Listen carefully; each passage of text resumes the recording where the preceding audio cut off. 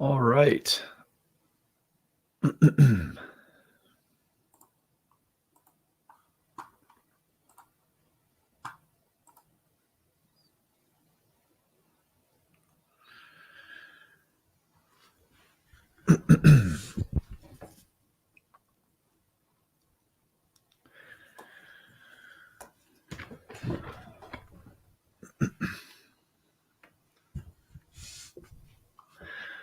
Okay, here we go.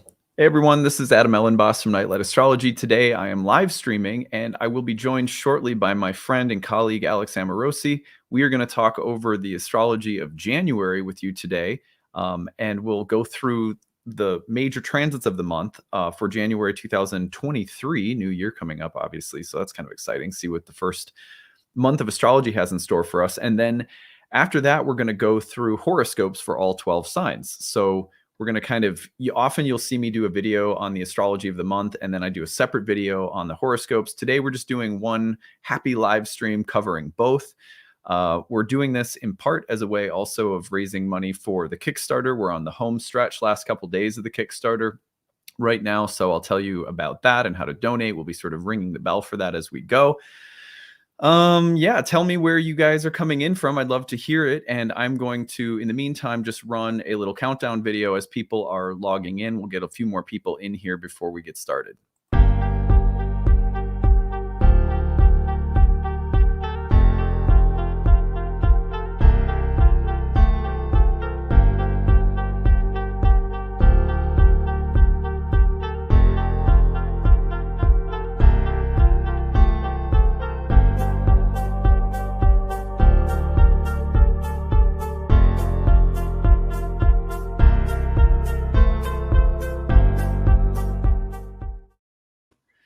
All right. Well, welcome in, everybody. I'd love to see where you guys are coming in from before I get started. Let's see here. We've got Michelle from Charleston, South Carolina.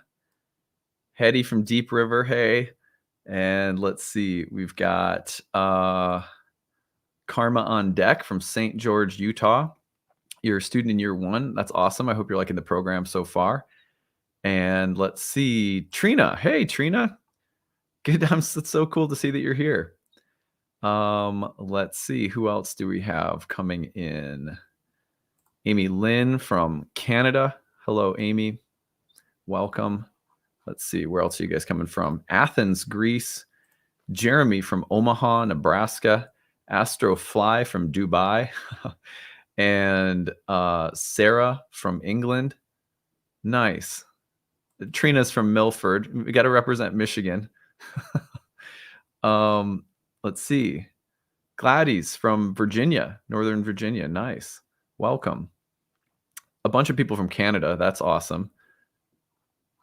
And yeah, and you're Karma on deck say you're on to year 2. Hell yeah, I'm enjoying it. Good, great. Year 2 is awesome. Everything, the programs as you deepen into them, in my opinion, get successively better. So I think you'll enjoy it.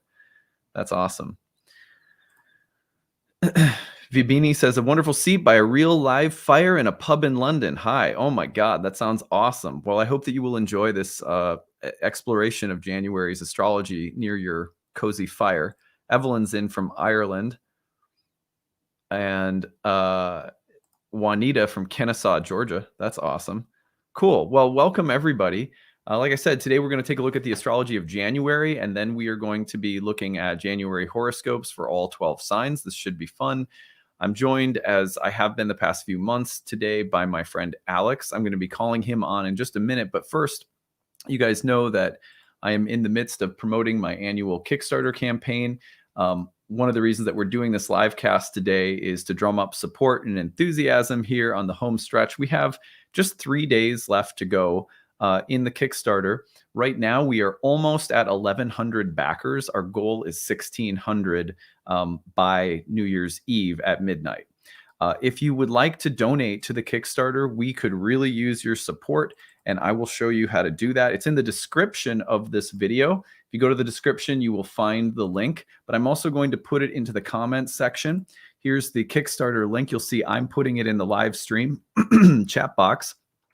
You can also find the link to the Kickstarter. It'll say Kickstarter 2023 at the top of my website, which is nightlightastrology.com. If you click on that, you'll be taken over to the Kickstarter page. I'm going to take you over there right now so you can see what it looks like. And you'll see right here, we're at 1,092 backers. We are trying to get to 1,608. And that should land us in the range that we need to be financially in order to meet our biggest goal of the year, which is to create a reading service, an affordable or sort of need-based reading service, you could say, for people who otherwise couldn't afford an astrology reading. This is a service that we're really excited about. We have usually two goals. There's a base goal, which is like keep the lights on, try to meet a minimum that pays for the basic service of the year. And everything beyond that is usually applied to a stretch goal. The stretch goal this year is the creation of a donation-based reading clinic. We still need a lot of support to get there. So 1,092 backers, we need, let's see, I'm going to do a little quick math here. So we need 1,608. Quick math means me using a calculator. Let's see, 1,092. So we need 516 more backers prior to New Year's Eve.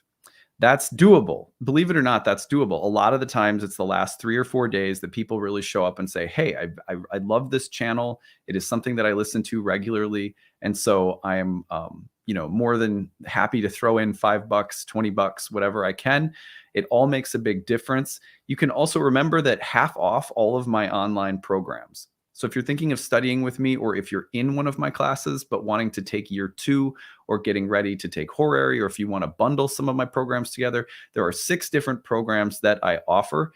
And the nice thing is that you can bundle them together through the Kickstarter. Any one program is already about 50% off.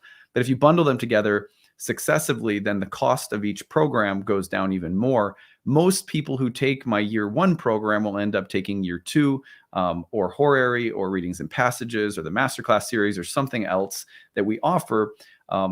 So it's a really good deal every year during the Kickstarter to pick up your classes through the Kickstarter. And we use some of that revenue in turn toward the projects that we're working on in the year ahead, as well as supporting the channel itself. So you can also pick up a lot of really cool rewards that are not, that aren't the classes. So for example, the Astrology of 2023 lecture, we've got 100 people who have pledged for that already. There are a variety of different talks that I do every year that are exclusive to the Kickstarter. There's a year ahead horoscope reading. So if you want a horoscope reading for your sun or rising sign for the entire year of 2023, I sell that through the Kickstarter when you donate. So we try to give some really cool rewards as a thank you gift for supporting us. And I'm going to put the link into the chat box one more time, and we'll pause a few times today during the live stream to mention the Kickstarter and how you do it. So it's, again, you can find it in the description of this video. You can go to my website, nightlightastrology.com, and you can click on the Kickstarter tab, and it will take you to the Kickstarter page. Or you can click on the links in the chat box. I don't know if it should allow you to click on the links that I'm putting into the live stream chat. But yeah, if it doesn't, just look at the description of the video or go to my website, nightlightastrology.com. Okay, well, thank you guys so much to everyone who's already donated. 1,092 backers as of the moment that I'm looking at this right now. Really, really appreciate you guys. Thank you so much. Okay, with that, let's bring on my friend and colleague, Alex Amorosi. Hey, Alex. Hi, Adam. Happy New Year. Thank you. Yeah, you too. I'm excited to look at the first month of astrology in January. I think there's some big transits to start off the year that'll be good to talk about, and it's nice to have you back on to to do that with. Thanks. I'm always excited to be here. This is always fun. Yeah, if you guys don't know about Alex, you can find his work at alexamorosi.com or on Instagram, Alex Amorosi Healing. And Alex posts a lot of really fun astrology content, on his Instagram account. You can book a reading with him on his website. Alex is an alumni of my programs. Anything you want to say about your experience in the programs before we dive into the astrology? I think taking your year one class is one of the best things I ever did, just for my enjoyment and love of astrology, my sort of love affair with astrology, but also to give me a solid ground on which to be able to feel comfortable practicing.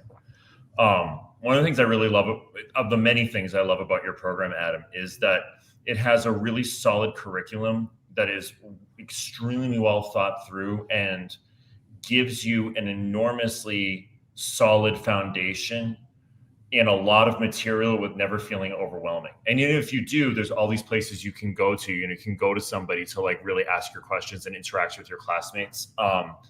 So I love that. And I'm taking right now, I always see an extra R, horary astrology. Horary astrology, which I'm also loving too. I'm getting used to quadrant-based houses for horary. That's something that's just my own little Hellenistic astrologer mind. Yeah, when you study natal astrology, my classes, you're using whole sign. When you study horary, you're using quadrant-based, because a lot of the medieval astrologers use quadrant-based, in case that doesn't make sense to anyone who's listening. But yeah.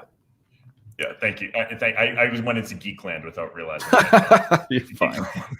But honestly, horary has, I find it in of itself really interesting, but it's really helped me with my practice of natal astrology too, especially in the way the symbols are used and the way the symbols come together. In horary, I have been applying the receptions and the different ways things that I've learned in horary to my natal practice, and that's been like life-changing. Yeah. So, yeah, they're awesome classes. I love them. Thank you. Thank you for the plug. I wanted Alex to just, mention his love of the programs to, if people are sitting on the fence and you have this really good deal sitting in front of you during the Kickstarter. I think Alex he's just been a great advocate for my programs and helping people find their way to good astrology content and creating good astrology content himself. So yeah, we'll appreciate that. Let's turn our attention now to the astrology of January. So we're going to start with an overview of the major transits of the month for everyone listening, and then we're going to go into horoscopes for all 12 signs. And in order to do that, let me just get my screen set up here. Okay, we're good. So I'm going to go ahead and share my screen now. And okay, good. Can you see it, Alex? Yep, I got you. Okay, sweet. So we're going to just go through, day by day, the major transits of January and just talk about what to expect.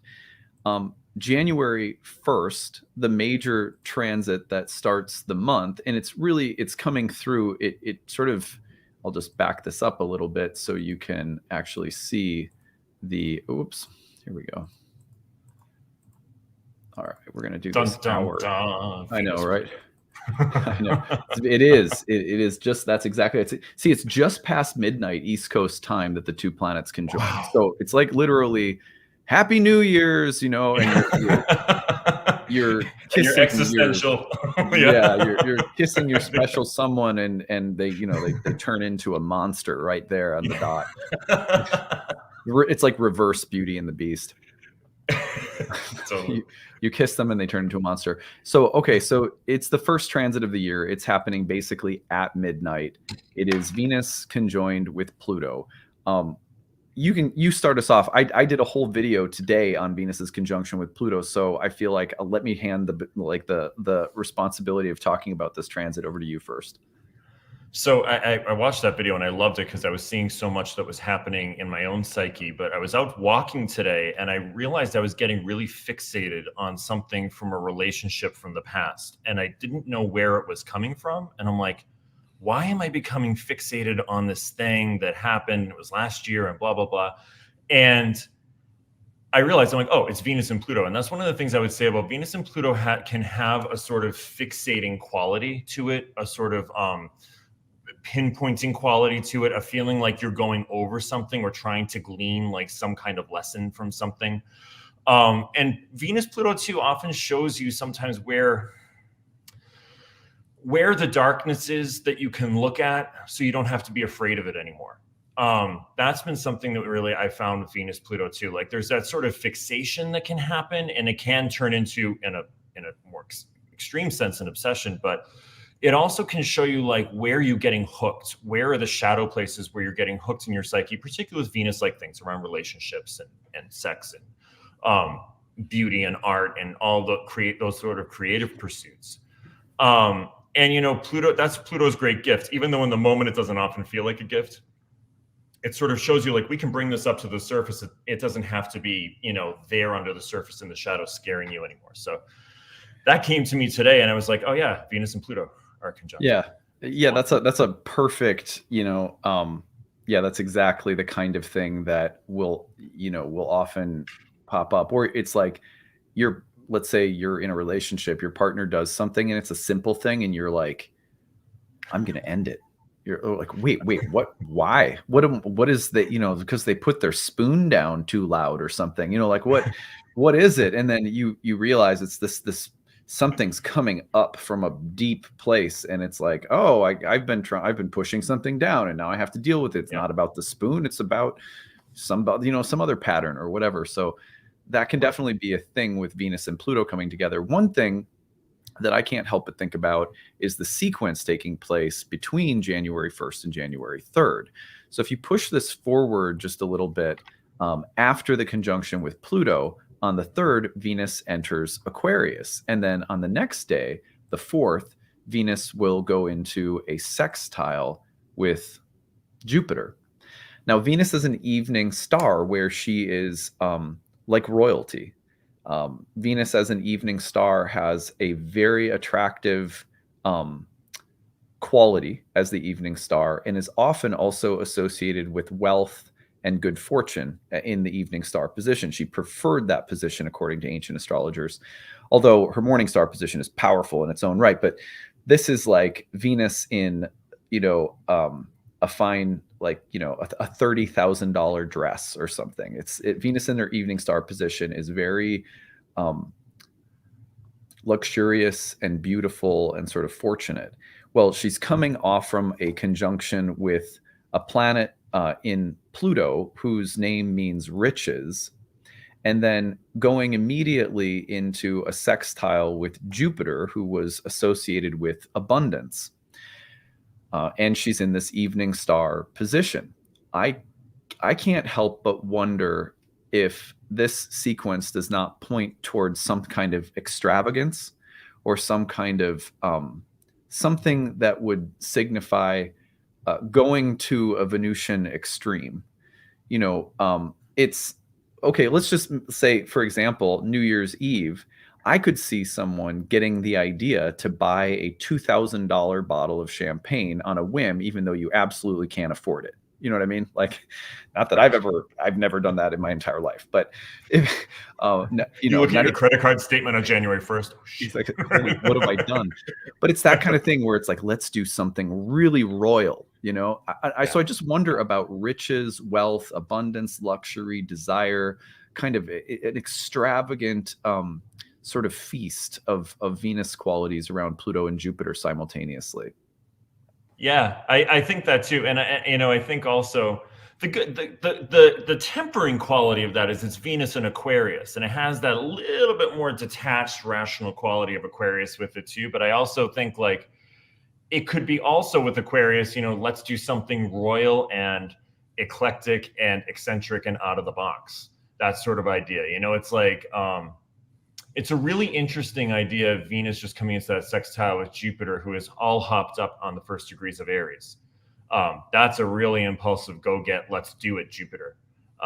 So yeah, that is an interesting sequence going through that. But I think also with Aquarius too, Aquarians do have that ability to sort of step back. If you can find that, if you feel yourself getting sucked into the royal rabbit hole, to be able to like step back from the more detached perspective can help with Aquarius too, that Venus is there.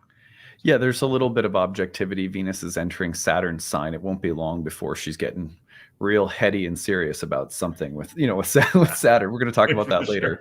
Comes a little bit later, though. But it's true, though. I mean, it is it's like Venus in a Saturn sign. You know, the thing is that you could definitely go in the direction of Venus maybe having a little bit of objectivity. It's not like when Venus enters Pisces later in the month.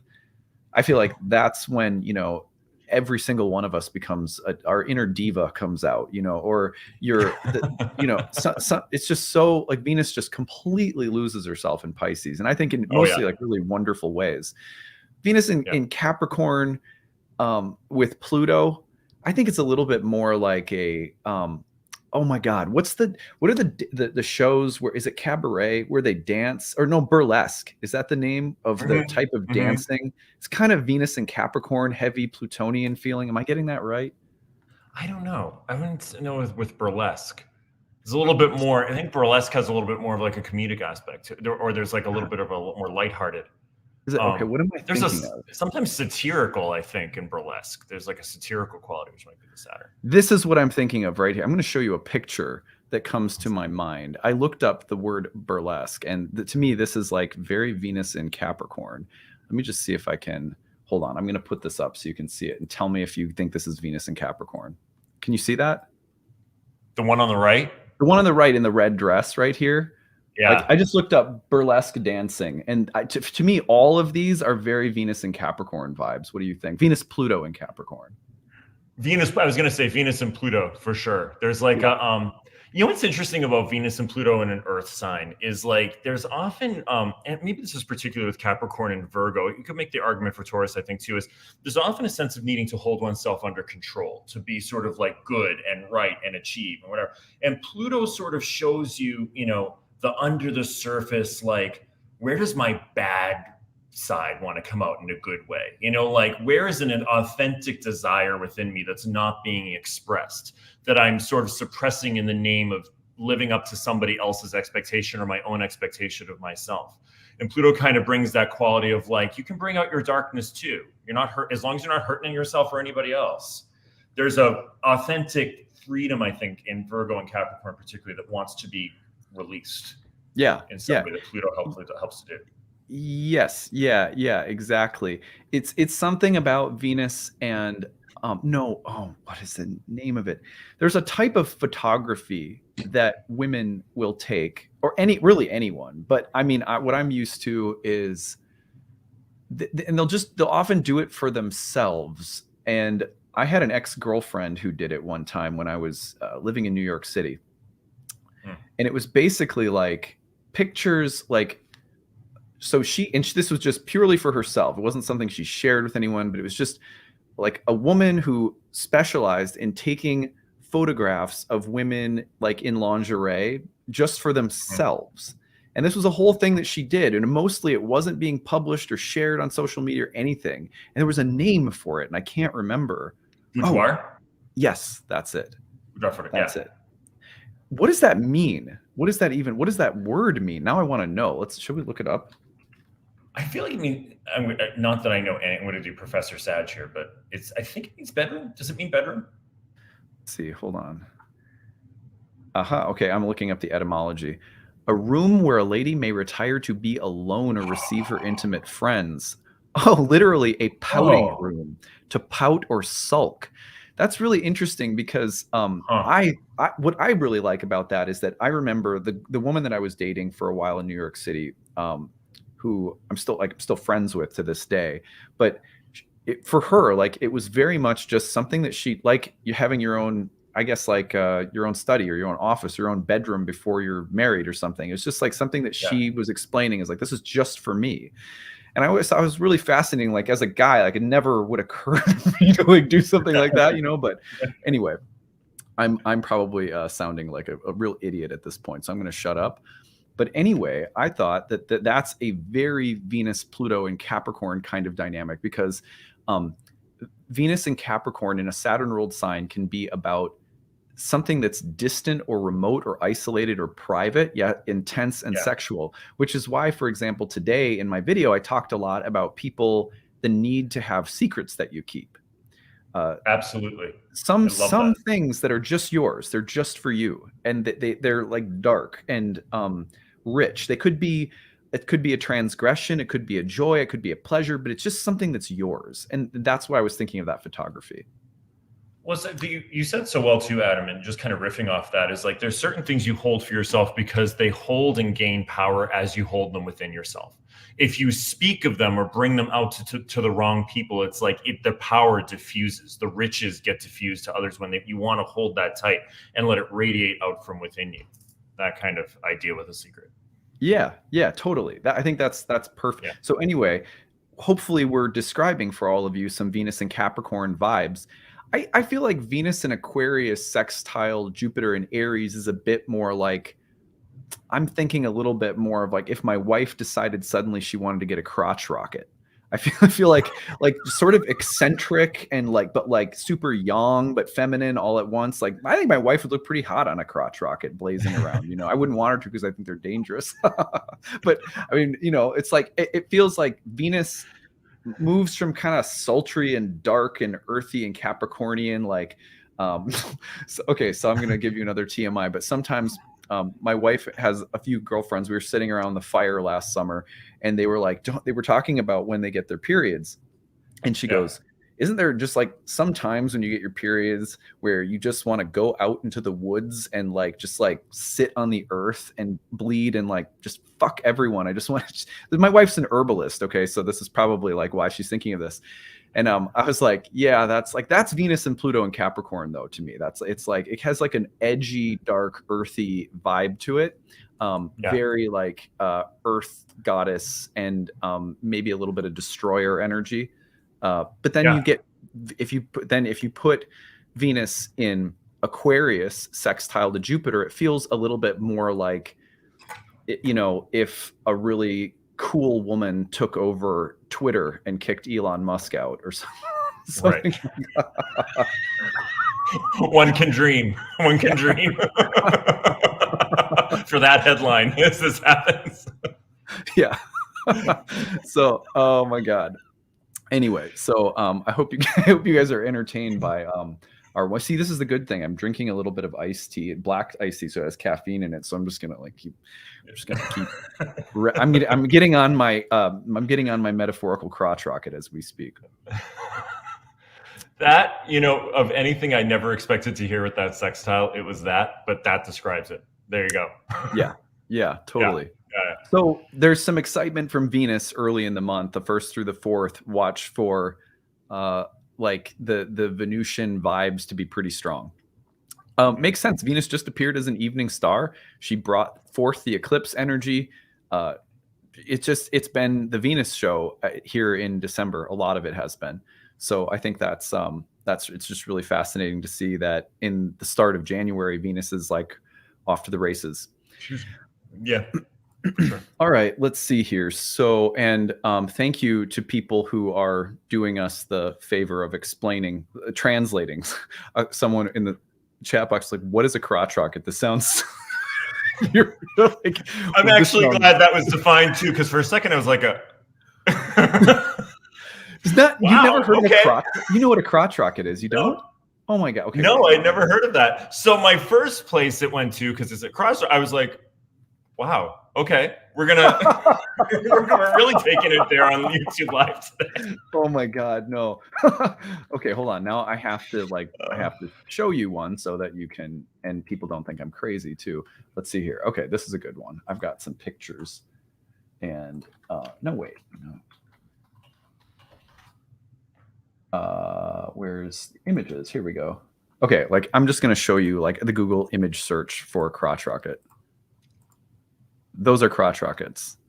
They're not like they're like motorcycles, but they're the kind where people are like, you know, they're going really, really fast, super fast.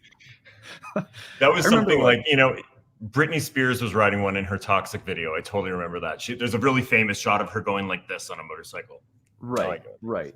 Yeah. As opposed to like this, which to me, this also. To me, these are pretty cool too. Like if I were going to drive a motorcycle, a lowrider might be cool too. Have you ever heard of those? Mm-hmm.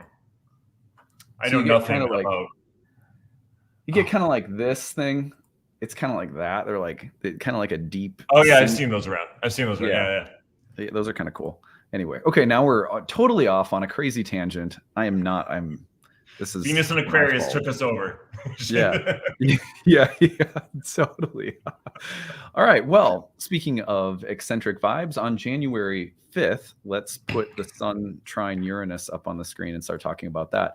So January 5th, the Sun trines Uranus, and here we go. You can see it coming through the trine there on Thursday, January 5th. Now, to me, anytime that the Sun and Uranus are in a trine together, there are two things that I experience personally. I wrote these down. One is a ridiculous and completely unrealistic amount of confidence. It just could be. I will have an idea, or it may not even be an idea. I'll just be like, I'll listen to music like, like I'm 18, like just blasting music and like, yes, I've got all of the answers and everything's rolling. And it feels like it's like the universe is giving you a hit of adrenaline or something, and completely off base in terms of what you think you'll get done or what will come of it. And by the next day, I'm like, oh, can we do that again? Yeah. But nothing really comes of it. Or the second thing is that I find that I will have really novel ideas. Usually it's like something I'm going to teach or changing my curriculum or an insight about astrology, because that's where my head's at all the time. But it'll be like problem solving or like light bulb moments, epiphanies, and sort of breakthroughs, insights that are really important. Maybe if I have a therapy session on the day of a Sun Uranus trine, I might have like a breakthrough that day. Those are the kind of things that I'm used to. What do you think about Sun Uranus? Oh, it's one of my favorite aspects, especially because I think when, there can be like the seriousness of Capricorn season. I've got to, get nose to the grindstone sort of feeling. Uranus just brings a really good feeling of just like, F it, try this, F it, try this. Like I always kind of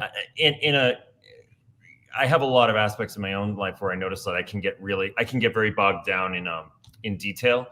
And Uranus coming along with the trine to the Sun is just kind of just like, well, what about this? Well, what about this? Well, what about this? Do you ever consider this? Do you ever look at it from this framework? And because it's a trine, it flows really easily. Sometimes, like you said, you can think like you have come up with the answer to all the world's problems. Like you're just like, oh my God, I have found the thing. And then you wake up the next morning, you're like, that wasn't the thing. That wasn't, it seems like the thing. I'm glad I just kept that in my journal and didn't actually put that out there in the world. But it's actually one of my favorite aspects, Sun trine Uranus. Yeah, I feel like the nice thing about this Sun trine Uranus is that it's happening during the midst of a Mercury retrograde. So if we look forward just a little bit, there's just 2 days later, we're going through two things really simultaneously. We'll just do them in order rather than skipping. On January 6th, the next day, there is then a full moon in Cancer. So the full moon in Cancer is coming through as the Sun is just moving through the trine with Uranus. And then if we take it forward one more day into the 7th, then we have Mercury moving into the heart of the Sun through what we call a cazimi. So that's quite a sequence. You've got the Sun trine Uranus, the full moon in Cancer, and Mercury cazimi 3 days in a row.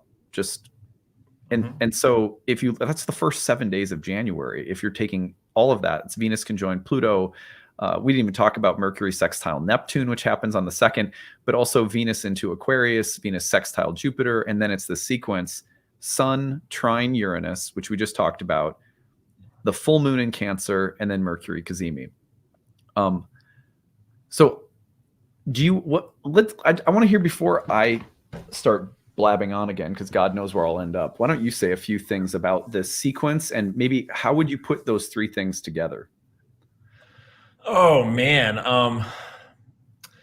I think first of all, just on an elemental level, it's really nice to have this full moon in Cancer where there's a lot of air and earth this month. There's a lot of sort of cerebral, practical energy this month. It's nice to have this lovely, emotional, watery, nurturing moon in Cancer.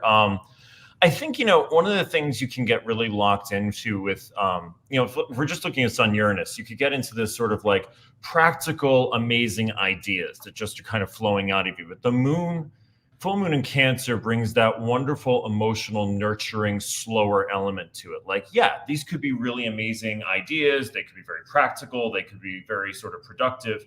But does it have a care behind it? Does it have a nurture behind it? Does it have a sense of sort of wrapping you up and also creating that like proverbial sense of home or belonging? That's kind of how I would start to fit all those archetypes together in that sequence. Plus Mercury too, you know, you're getting Mercury refreshed the next day under the beams of the sun, where the mental processes go through a sort of reconfiguration during the retrograde cycle. It's a really interesting sequence.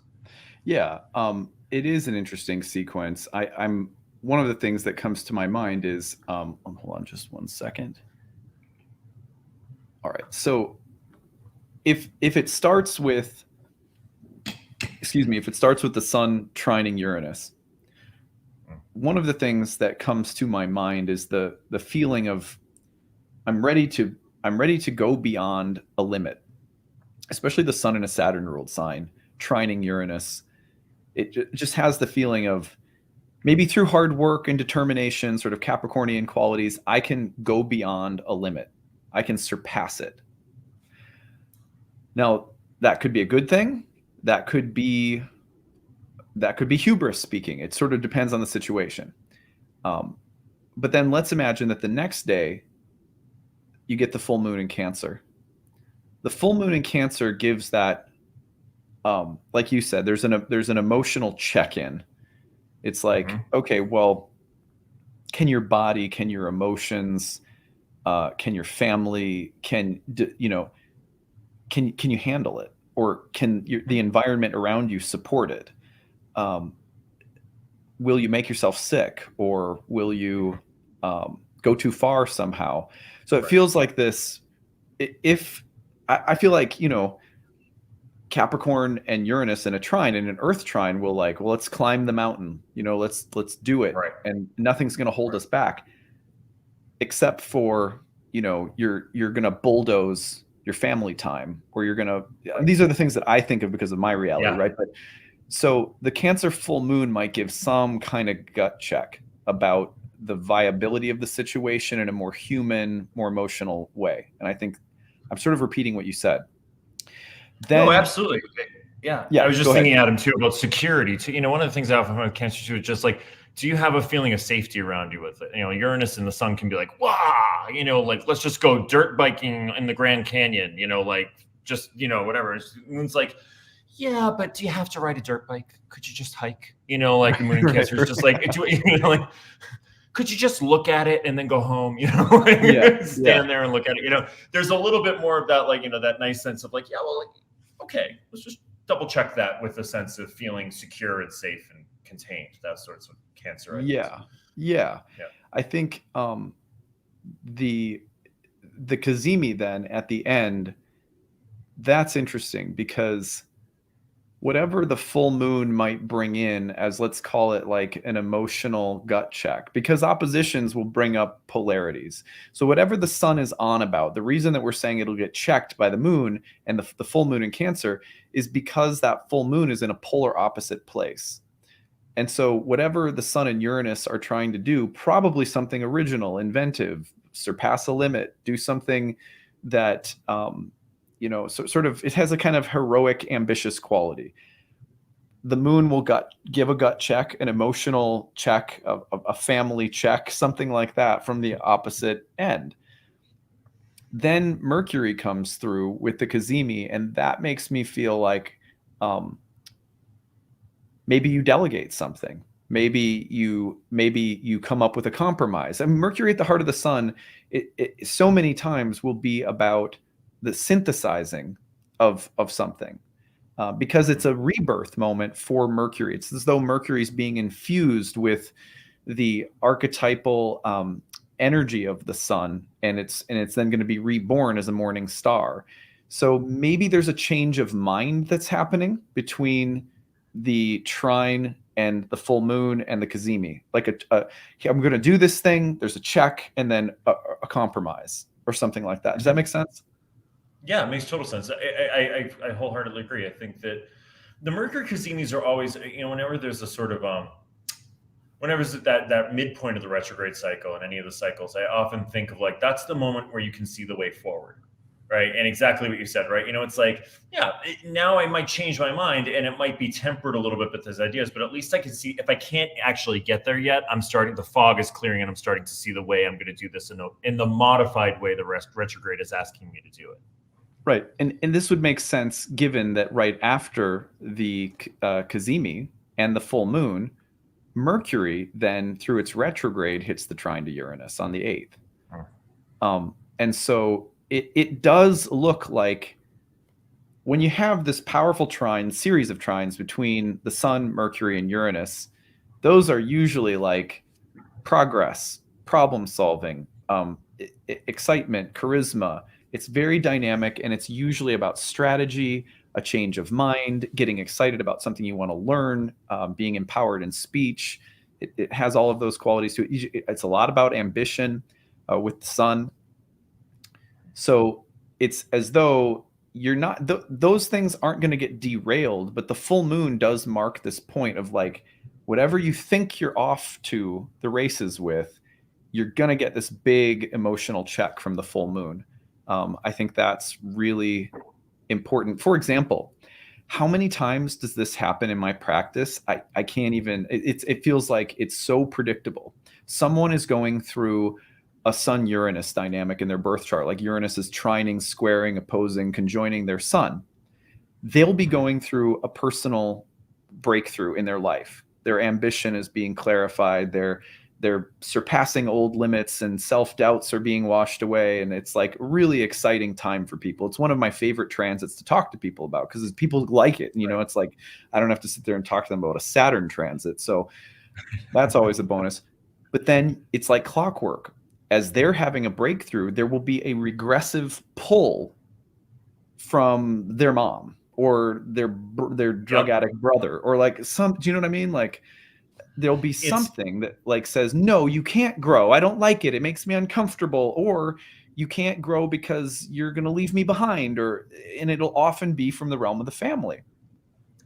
It's so funny you said, I think you and I might have talked about this before in a previous video, but every yoga teacher training that I've ever taught for 15 years, the second or third weekend, somebody will ask, and I'm not kidding, this happens every one. I'm doing this training and I'm finding this whole new way of being, this whole new way of exploring the world, and my partner doesn't like it, or my mom's having trouble with it, or so-and-so. It is like, just like you said in your practice, like for me in trainings, that was like clockwork. It's that same sort of idea. And it's I think of the Sun Uranus, we would say in yoga terms, as a handstand moment. It's the first time someone does a pose they never thought they could do. Or they take a training and they never thought they could do it. And it expands out all of a sudden what's possible. And then there can feel that like, but don't leave me behind, or this doesn't feel familiar anymore. You don't feel familiar anymore because you've gone in this radically new direction. Yeah. Like it's just it's uncanny. It's like, I'm having this personal breakthrough and suddenly, my spouse is telling me that they like other women or something. And you're like, why when I'm having a breakthrough, do you have to turn into Freddie? You know what I mean? But it happens. It happens. Yeah. Well, let's go to January 9th. That sequence is, remember, that's the Sun trine Uranus on January 5th, January 6th, the full moon in Cancer, January 7th, Mercury cazimi, and January 8th, Mercury trine Uranus. So between the 5th and the 8th, you have a power house of transits, just like a power-packed sequence there. Now, January 9th, Venus goes into a trine with Mars, which is very interesting because on the 9th, Venus trines Mars. The 11th and 12th, Mars stations and turns direct after its long retrograde in Gemini. This feels like another moment of completion, that something is, it feels nice that Venus is sort of trining Mars as Mars makes this turnaround. That feels auspicious. It feels like maybe whatever we have needed to learn or grow through, whatever the Mars retrograde has been about. Look at that whole sign house of Gemini in your birth chart. Whatever transformation has been taking place there since late October, it's nice that the goddess of good fortune is sort of touching Mars with a fortunate Jupiterian trine. Trines of the nature of Jupiter, right as Mars is changing directions, feels like maybe there's a sort of like a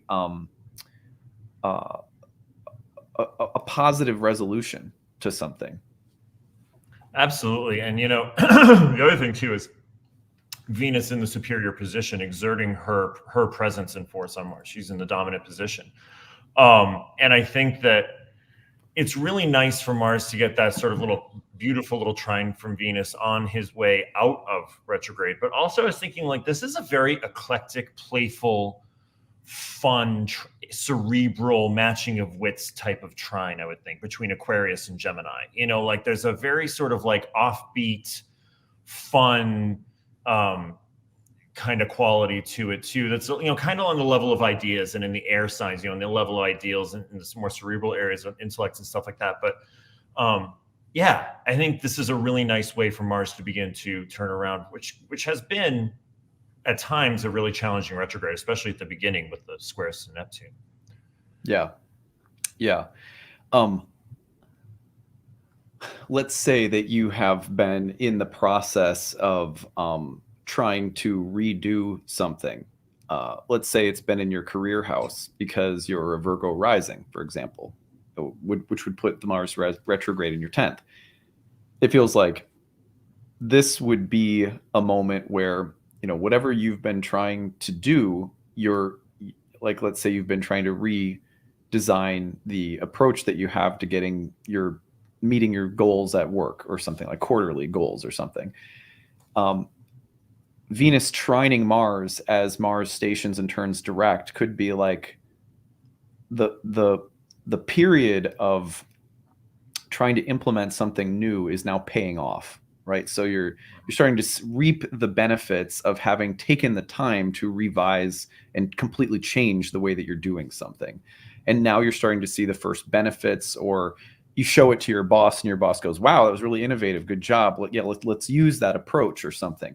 I'm just making this up, but obviously the idea is that it's a very fortunate trine and as you said, Venus in the superior position, sort of exerting her presence, her energy over Mars as Mars turns direct. So yeah, I think that's probably one of the best things you could ask for, given that, anytime that a planet stations, it can often feel like a very critical turning point. And when a malefic is stationing, whether it's turning direct or retrograde, they're usually turning retrograde. It's harder, but turning direct, you'll often see the signs of something recovering. So when a malefic is turning direct, you'll often see something starting to get better, and then it's being blessed by this kind of trine from Venus. So that feels like you could see things getting better around this time, especially in that whole sign house of Gemini. Yeah, for sure. So January 11th and 12th, Mars stations and turns direct. January 14th, and again, look at how prominent Venus is this month. I mean, it's the Venus show. So, oh, by the way, before we go any further, I just want to note this comment from Tiffany Hayden. Adam, you are so correct about burlesque is Venus in Capricorn. I've been a burlesque dancer at the highest traveling level for 15 years, and I'm a Venus in Capricorn. Woo woo. Yeah, I knew it. I mean, I don't know if there's probably like lots of different types of dancing that could be Venus in lots of different types of art that Venus and Capricorn could represent, but like that one came to my mind. So I'm glad to hear that at least one person out there is That's Venus. awesome. Yeah, that's pretty so cool. Let's see here. Okay, so let's go on to Venus square Uranus. On January 14th, Venus will go through the square to Uranus. So Venus in Aquarius square Uranus and Taurus. I don't usually look at reception from outer planets, but the fact that Venus is squaring Uranus in Venus's sign to me is relevant here, because this is yet another, anytime that Venus goes through the squares, oppositions, or conjunctions with Uranus and Taurus, I feel like you get these really sparkly, like radical Venusian breakthroughs. It's almost like Uranus, the god of freedom, revolution, etc., already doing very Venusian things, but it becomes so powerfully Venusian when Venus hits those squares, oppositions, or conjunctions since Uranus has been in Taurus, dating back to like May of 2018. So this is another one of those moments where Venus is squaring Uranus in Taurus, a Venus-ruled sign, and I think we could expect to see themes of whether it's aesthetic, it's sexual, it's rooted in your appearance or your wardrobe or your style, or it's in relationships. You're going to see those moments of greater independence, freedom, revolution, and inventiveness, and the need to be free and to break out of anything that feels constricting. So those are the main things that I would watch for. How would you talk about Venus and Uranus together? Well, from these signs too, I was just thinking all of that. And I mean, I hate to use the cliche of creative because that's such a broad word, but when you have Venus and Aquarius squaring Uranus and Taurus, like I could see like an artist who has felt frustrated with their style for a really long time, getting a sudden reinvention of like, oh, actually, I want to go in this direction, or actually, you know, I have this brand new idea of how I want to create, or the type of painting I want to do, or sculpt, or music I want to write. That there's often with Venus hard aspects to Uranus, I found, and I love that you're mentioning the reception here too, Adam. I haven't been thinking about that a lot, but it makes a lot of sense. There's a need to be free from an old container of some sort that has served its purpose. And there's often like an impulse to immediately jump to a new free way of being creatively. I'm just thinking a lot about art here, just because I could see someone with a lot of, you know, an Aquarian, like kind of out of the box, Promethean, this is going to better something. This is going to serve more. This is going to bring something new to people type of idea. You've got those two very Promethean ideas of Aquarius and Uranus in contact with each other. Yeah. Yeah. If someone has taken some, how do you say it? Boudoir? Is that how you say it? Boudoir. Boudoir? Okay. Sorry. Yeah. If someone did take those pictures and decided, well, screw this being just for me, I'm going to fly my flag. I'm going to show the world how beautiful and sexy and confident I am. It would happen while Venus was square to Uranus. Like it would be like the moment where you would be like, you know what, this isn't so private. I don't give a damn what people think, and I'm gonna put it on my homepage. I don't care if my Aunt Betty sees it. You know, I'm just like billboard in Times Square. Put it up. Yeah, totally. Yeah, It has that, like, you know, if you've got something that is beautiful and attractive, you know, puff it out like the peacock tail. It's like just put it out there for people to see.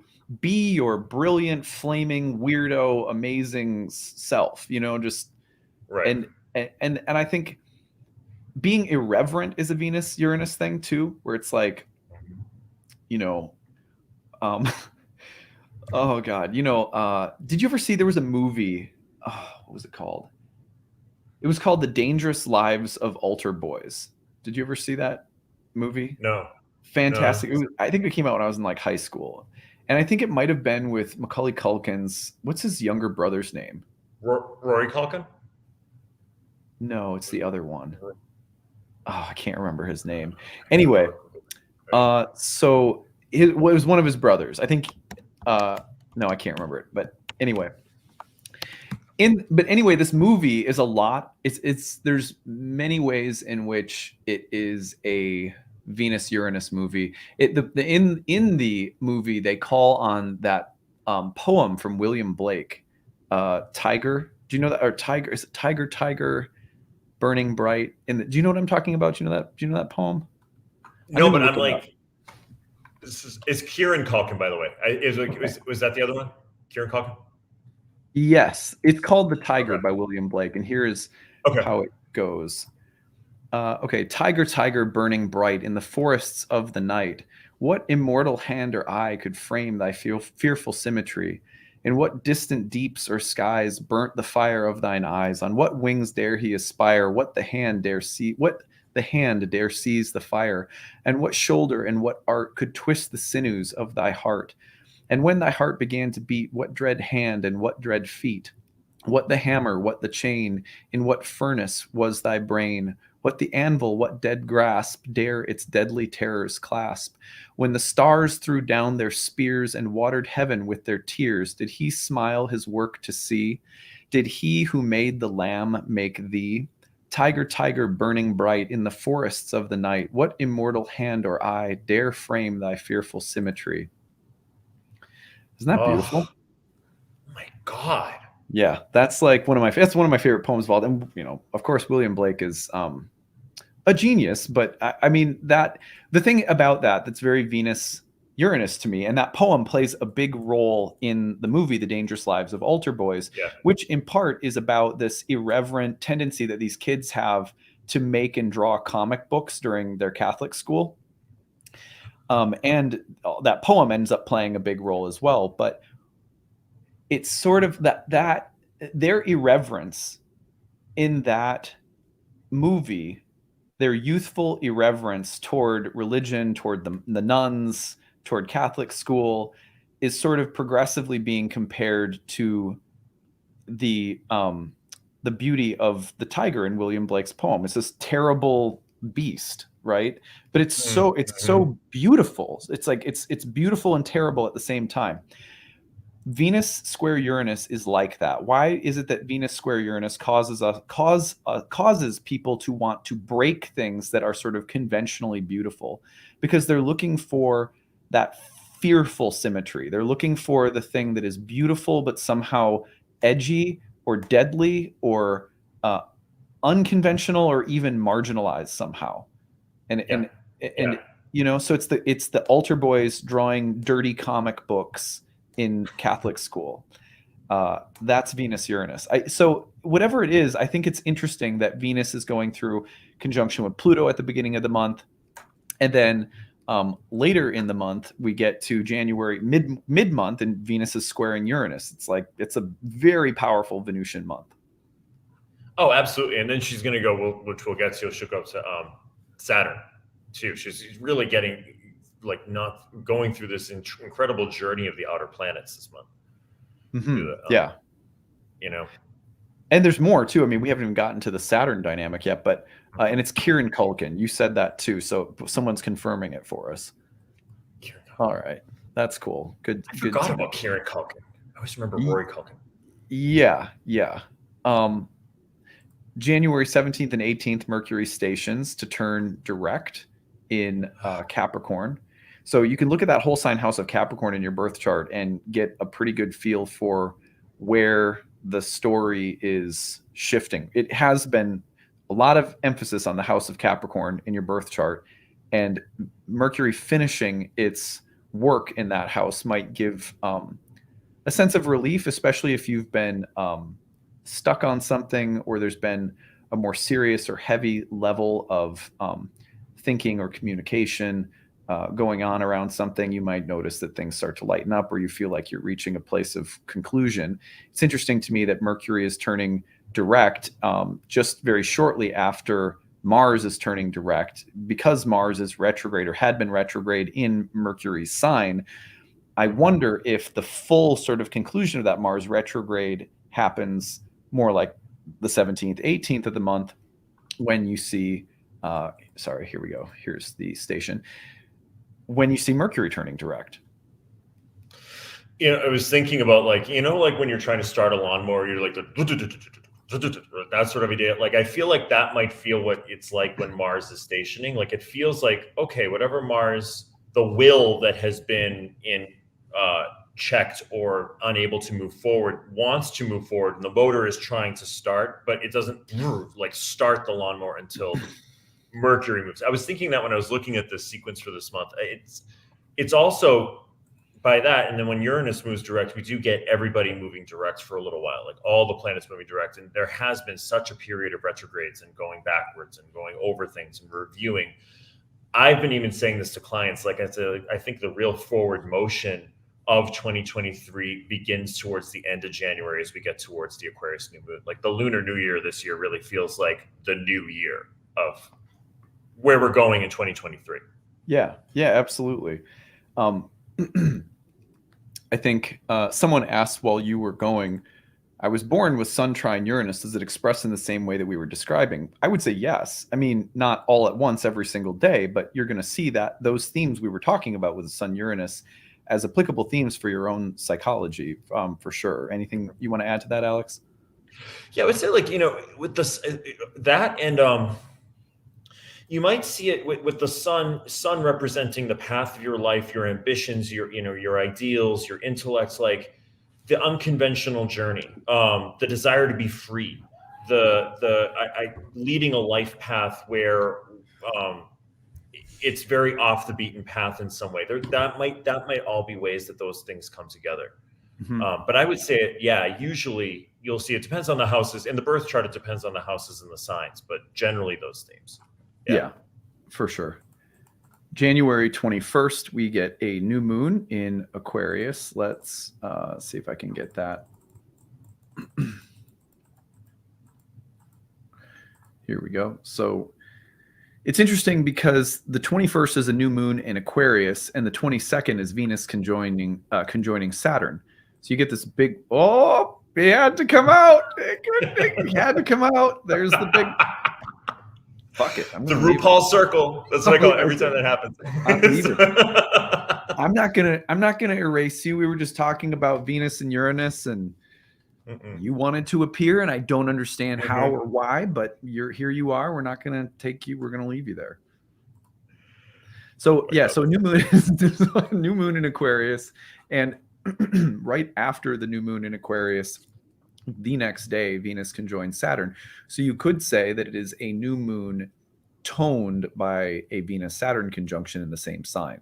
It's as though there's a new moon party happening in a house down the street, and on the roof of the house, there's a stargazing deck, and at the very top, Venus and Saturn are like locked in, in a serious eye gaze, I just got some sort of Disney cartoon from that. Right. Yeah. Right. Like the superhero on the roof, like, I'm not going to let you into that party. Like, whatever. That's right. Yeah. It could be like an evil stepmother trying to not let Cinderella out of the house. Like that actually kind of would make sense for Venus and Saturn. Yeah. But yeah, so we have look, I did it again. That's so interesting to me that it just does that sometimes. And I can't. My favorite is the arrow is my favorite. I gotta say. With a huge arrow. Okay, let's see here. It always makes a statement. Yeah, no, it does. Okay, so like if I do this, we'll see like this. It's coming for Alex.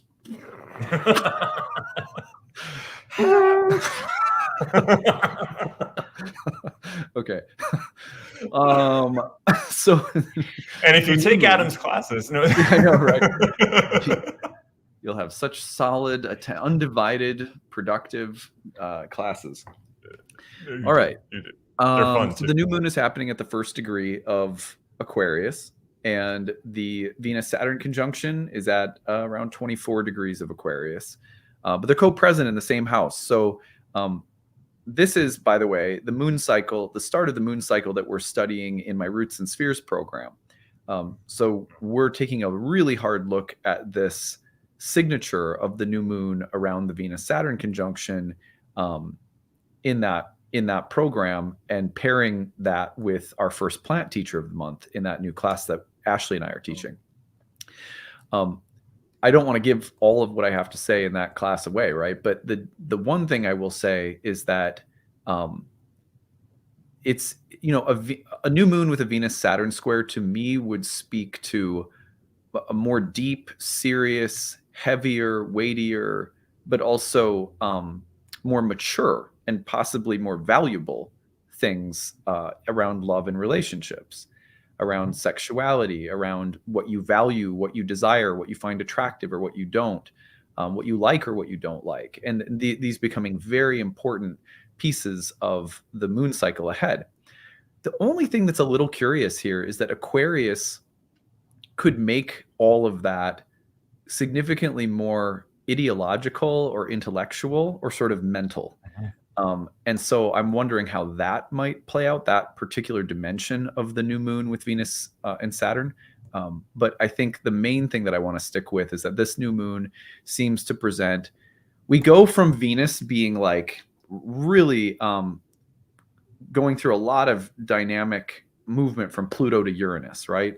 And then the new moon comes through, and it's like Venus is now getting either checked by Saturn in maybe a way that's really hard or difficult, like like we were talking about a regressive pull when there's a breakthrough.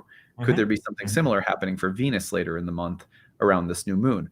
Or could it be that whatever breakthroughs Venus has been having, that she's now being met by the need to transform them from the excitement and inspiration period into a crystallization. Okay, now make this real now.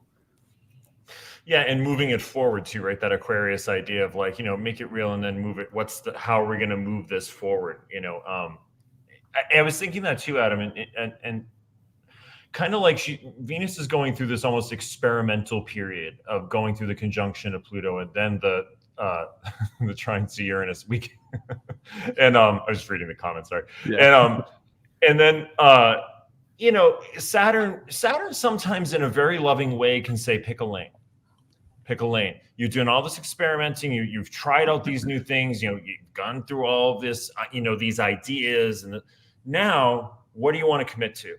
Now, where do you want the more durable, longer lasting sort of tracks of this to bring you? I don't think Venus and Saturn, I think Venus, they don't always have to be a tough combo. They can be a tough combo, but I think they have they have a deep relationship to each other in the zodiac. And so there can be also a sense of like grounding that comes from this too, by having to make, constrict or make a choice or I just keep getting pick a lane, right? You've done all this experimenting. Now, which one do you want to commit to for the long lasting beneficial results? Yeah. And I think that what happens as a result of this encounter, whether it's a difficult one or it's something that's refining, like you were saying, it's almost like Venus and Saturn coming together helps Venus to go from inspirational and visionary to more real, practical, having to make tough choices. But whatever happens, 4 days later, Venus enters her exaltation in Pisces. And boy, is she happy to get there. Yeah, right. I mean, yeah, totally, exactly. It's like, it's like, oh, thank God moment for Venus, having gone through. Goes off the high dive. Yeah. And I mean, I look at this and I go, Venus has now moved through this like encounter with Saturn, and whatever has happened, Venus is now exalted.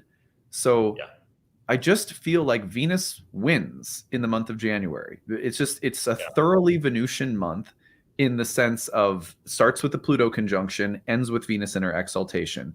In the middle, there's a square to Uranus and then a conjunction with Saturn around a new moon.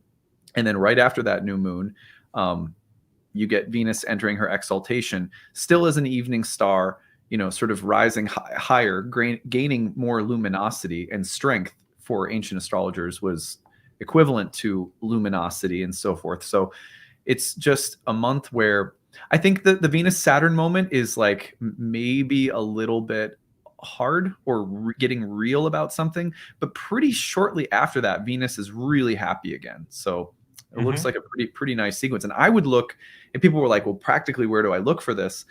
I would look at that 3-house sequence from late Capricorn to Aquarius to Pisces and track out, especially probably Aquarius, tracking out the movement through that house and how Venus is going to be activating the topics of that whole sign house of Aquarius in your chart. Yeah, I love that. And I think, it's like after that encounter with Saturn too, where there might be something that comes from that pick a lane moment where now Venus, I often think of like there's like a formula in rom-coms where like, there's all of a sudden there's a problem, like everything was going along great. And then there's a problem or a discovery or whatever. And then it actually winds up strengthening the relationship going forward. Like, as like that's Venus and, being held up in Pisces. Like this is the result of all of that train through Capricorn, Aquarius, and Pisces, with Saturn being the last stop on the train track, so to speak. Yeah, that's a great way of putting it. Okay, well, we got through. There are a few other transits. I didn't get to every single transit of January, but we tried to kind of pick a narrative arc for the month. So hopefully, might be a few other transits that I cover on YouTube in the month of January that we're not looking at here. What we would like to do next is, I think we will take.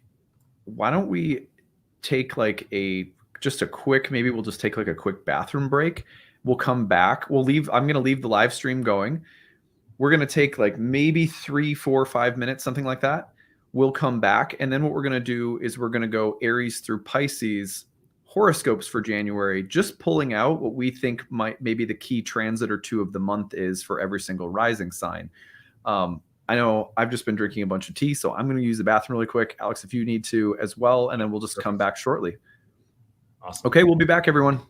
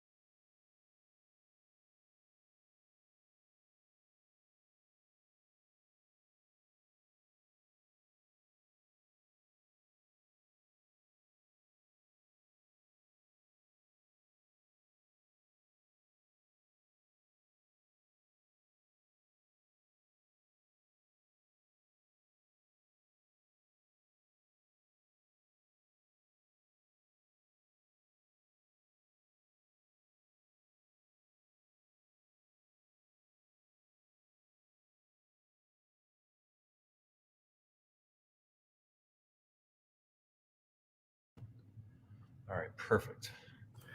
Got All some right, we're caffeine back. ready to go. I know. I was like, oh, you know what? We're going into horoscopes. I'm going to need one more iced tea. Now I got to put houses in there. I'm going to get some Yeah. caffeine. Let's see here. Let me get the screen set up for us. While you're doing that, Adam, I just love that we end the story of Venus in January in Pisces. That feels really nice in conclusion of that story.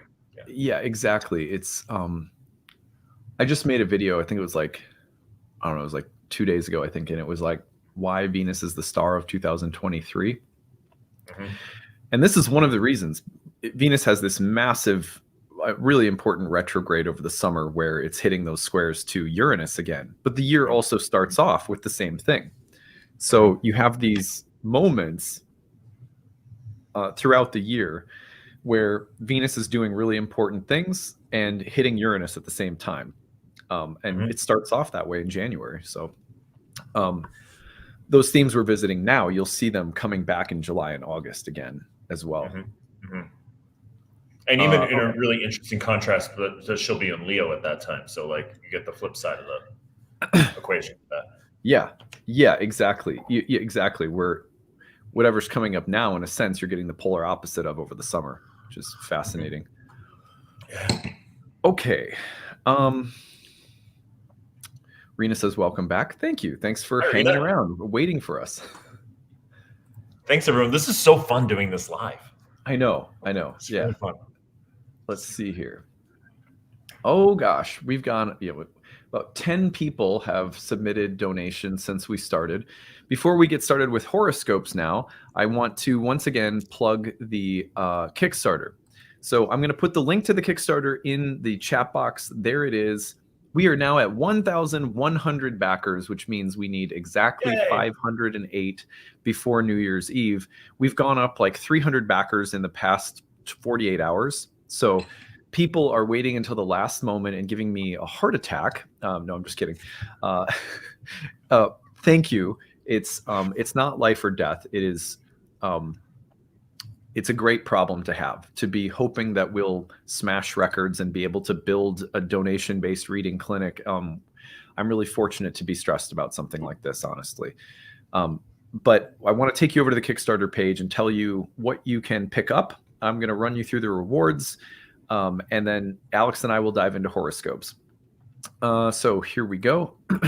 You can find the link to the Kickstarter in the description of this video. You can find it on my website, which is nightlightastrology.com.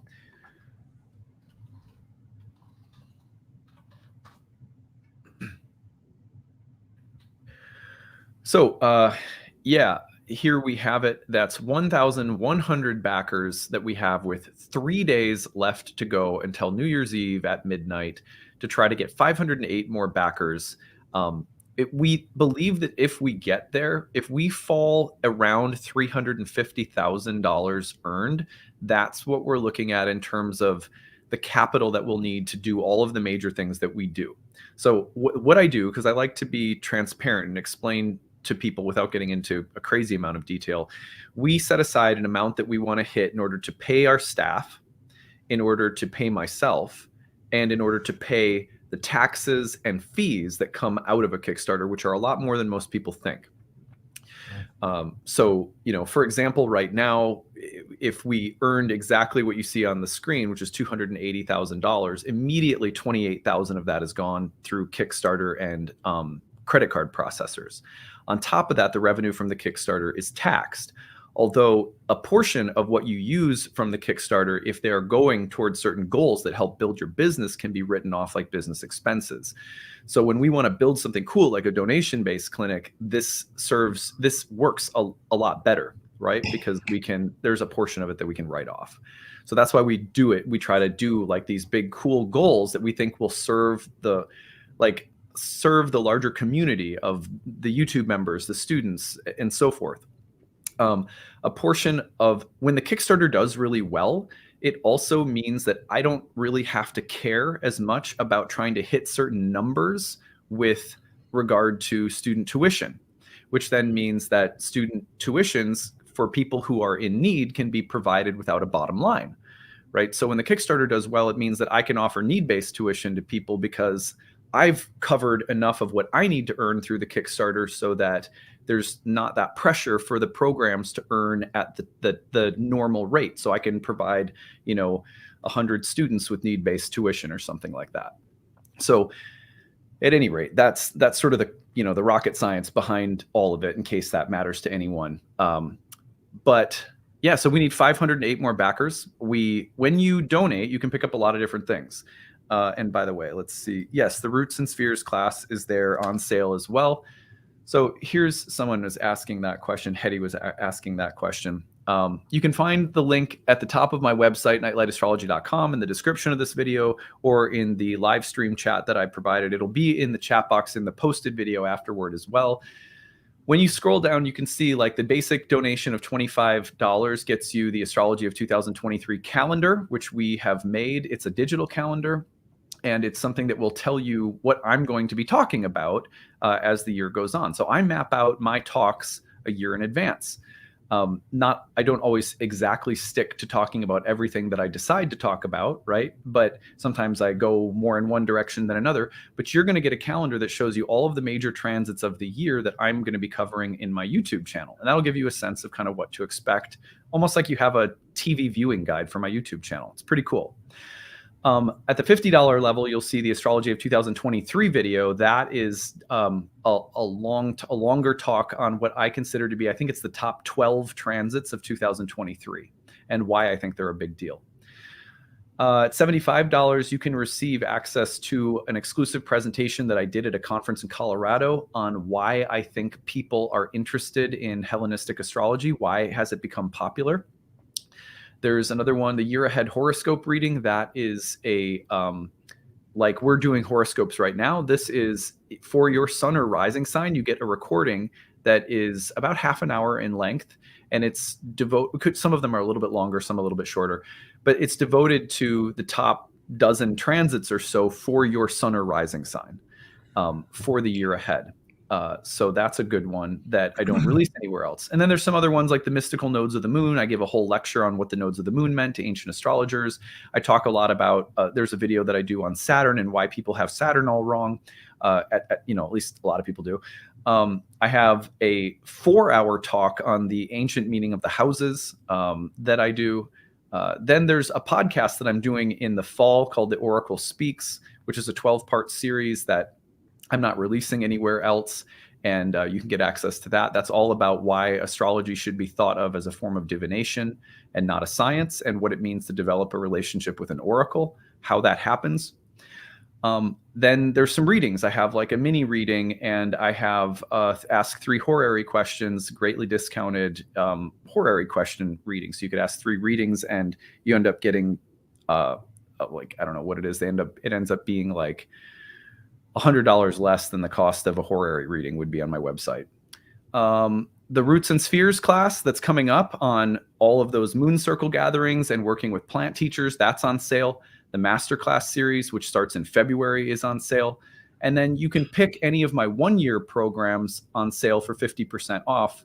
And that's also like $400 or $500 cheaper than our early bird rates. So you save a ton on that. And then you can bundle them together. The best one we have is there's 9 of them left, and those are the 4-class specials. So we made those for hitting 50,000 backers, and that's where you can take all of the 6 classes that I offer that are all 1 year in length. You can bundle any 4 of them together in any combination you'd like at any time you'd like. They never expire.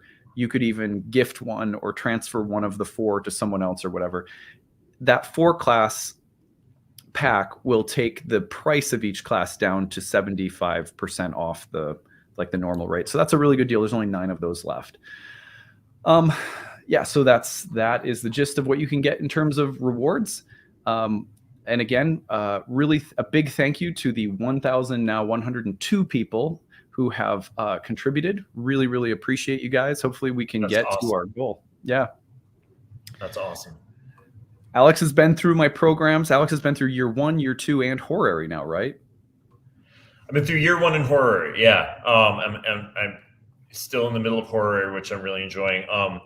And, I would also say too, years ago when I was first studying astrology, my YouTube algorithm brought me to this lovely guy who gave these talks on astrology in this tiny little blue room. And I was like, who is this? And he read the whole Srimad Bhagavatam. Like, who is this? Like, it's just incredible. Like, I was like, and ever since, I was really in a place where I wasn't sure if I wanted to study astrology or not. And I did Adam's first year class just really to like, enjoy more about astrology. And I really enjoyed Adam's talks and his channel. And that class gave me the love of astrology to go into wanting to do readings. And so I also think too, Adam, really learning the ancient system and learning it with the 7 classical planets and keeping it simple for that first year made all the difference in my learning. So if you're really thinking of learning and studying astrology, like one of the things, I don't know if you've reformatted it or such, but like we worked just with the 7 classical planets for that first year. And it changed the way I look at my practice. It changed the way I look at charts. It made it much easier and more accessible when I added the outer planets back in. It was just a really wonderful foundation of confidence to be able to work with that system and then add in things here and there that I've added back in over the years since that.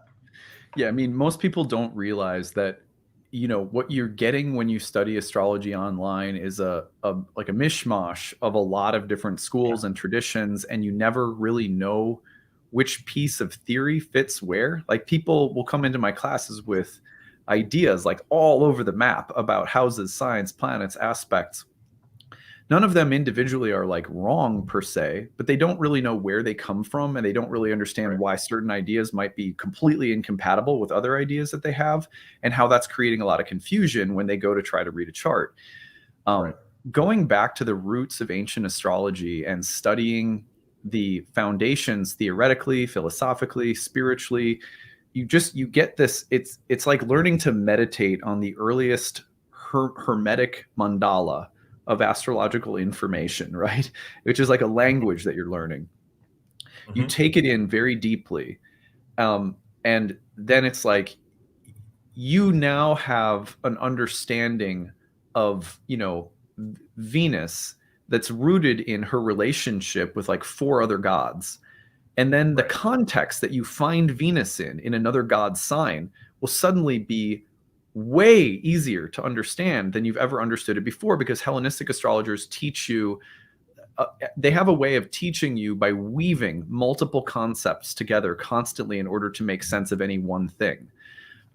It's really hard to describe to people how much better you get at astrology if you take some time to study Hellenistic, because you end up just sounding like you're trying to say that there's the best school ever, and it's the only school of astrology that exists. And actually it's like, no, you could study any school of astrology, but if you go back and take time to study the roots, whatever, if you're an evolutionary astrologer or you're a Uranian astrologer, or whatever you are, understanding those roots is going to make you like 10 times better at whatever kind of astrology you're doing. Yeah, and Adam, totally. And riffing off that, like, I use asteroids in my practice and some of the Kuiper Belt objects sometimes, but I use them very sparingly and in very different, very selected ways based on having studied that map of a system in the Hellenistic system that also provides you with a lot of whys. And I need to know why. I don't want to be like, well, why is the 5th house this? Why is the 4th house this? Why was, Saturn signs Aquarius and Capricorn? And one of the things that, it's now so ingrained to me, I don't think about it even very much, but just even understanding the luminaries and Saturn's relationships to luminaries and all of these other, all the other planets' relationships, that helps you understand aspects, helps you understand the signs better. It helps me explain signs to people in a way they may not have heard, that allows them to explore different depths of them. So it's just, my point also with that is that, like, I've also added in other schools of astrology that I've studied from, but that's always my base, is the traditional zodiac, traditional rulers and whole sign houses. And I know why I'm using that, and it makes all the difference. For example, most modern astrologers, and this was me too, like before I studied ancient astrology, you are taught that there is something about the 1st house that has to do with Aries, right? And its meaning has something to do with Aries and maybe Mars or something like that.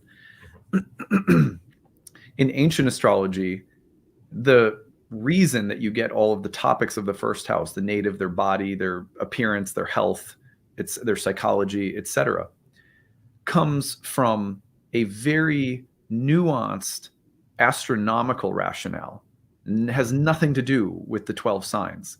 So you find a lot of modern students coming into the classes and going, oh, well, the sixth house has something to do with, say, selfless service and sacrifice because it's related to Virgo. Ancient astrologers did not have that understanding at all. Their understanding of the sixth house was rooted in astronomy and what planets are doing right after they set and disappear in the western sky. And that's where the topics come from. When you are able to pull apart signs and houses, even that for most people completely revolutionizes their practice. When they understand the difference between what a sign is philosophically, conceptually, what it does to a planet, how a planet changes depending on what sign it's in, what the proper way of thinking about the difference between signs and planets are, what to speak of signs, planets, and how they differ from houses, or what they have in common with the house and what they don't. Those things alone, most people never learn, because the honest truth is that modern astrology, until very recently, was deprived of the vast majority of the traditional source texts from the earliest period of horoscopic astrology. Those texts literally became available to us in English only very, very recently. And so Hellenistic astrology is not even really a school of astrology as much as it is about trying to take us back to the roots of where all of the concepts come from and kind of pull them apart in more meaningful and coherent ways, and then teach you how ancient astrologers said you ought to read a chart.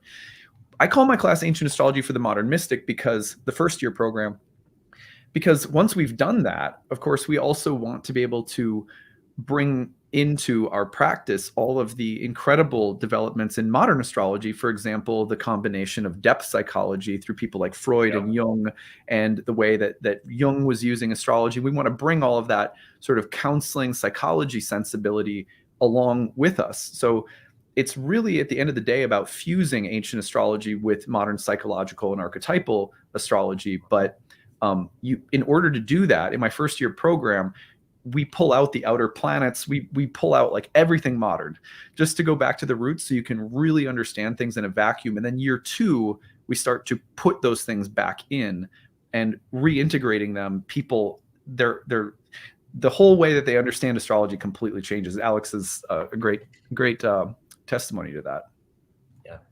Yeah, it's awesome. And also, the other thing to just say quickly, Adam, is the live readings that you do in year one. I don't know if you do them year two too, but that was like mind blowing to watch how you also interact with the client, and then you take all that theory from the year and put it into practice when you're really when you're speaking with a live human being and their life, their actual life, and what's going on with them. And it really shows you how to concretize the theory into a session that will be helpful and of value and service to somebody. Also, when you learn that ancient astrologers were mostly thinking about astrology as a form of divination, it really changes the way that you read charts. That's something that's like my soapbox in my program. People who take my programs know, like, I tend to hammer on that a lot, because that's a big part of the way that I practice. But anyway, Lorella says, I'm a current student. I decided to do Adam's class because I love the way he incorporates depth psychology and Jungian ideas. Well, that's great feedback, because one of the fair criticisms of ancient astrology is that sometimes it just feels like like a traditional can feel like boring. It can feel sort of historical and academic. And I like to think that my programs are very soulful and still very psychologically and spiritually deep and enriching. So that's great feedback to hear.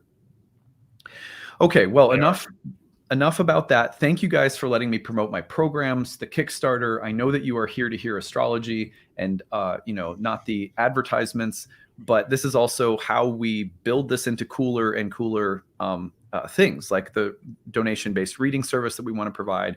So I really appreciate you guys sort of letting me do my thing, and we'll try to give you some good horoscopes now. I'm going to put the link one more time to the Kickstarter in the chat box. So you can find it. You can also find it in the description of this video, or go to my website, which is nightlightastrology.com. And when you go to the website, you're going to click on the courses page to learn about any of the courses that you can get in the Kickstarter. And if you see at the top of the page, there's a Kickstarter link as well at the homepage. All right, so let's get into it. We're going to start with Aries and go through all 12 signs and give you some transits for each. And I've picked some for every sign, and Alex is going to help me wrap on these things. So for Cancer, although there are lots of transits, we're just picking like one or two big ones for every sign.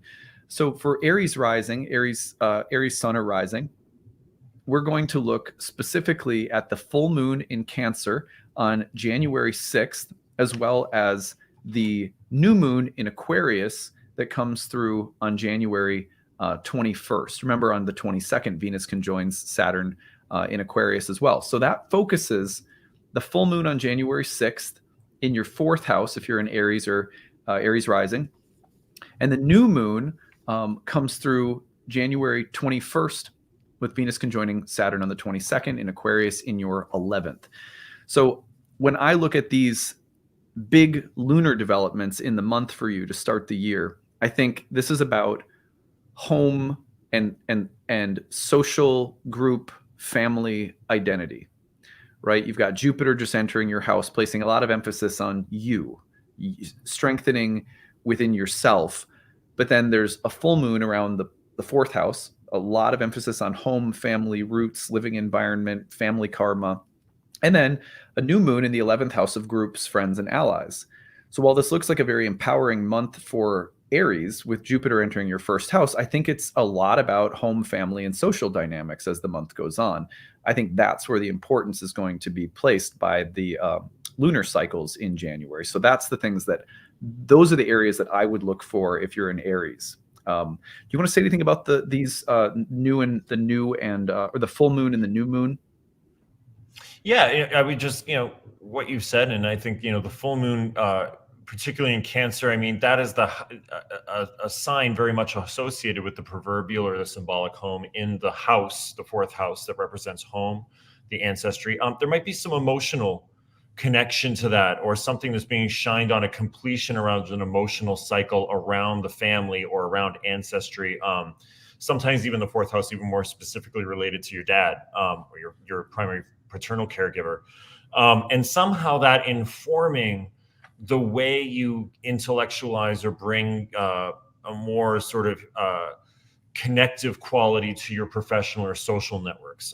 I often think of the 11th house both as social and professional networks. I've seen kind of it affect both.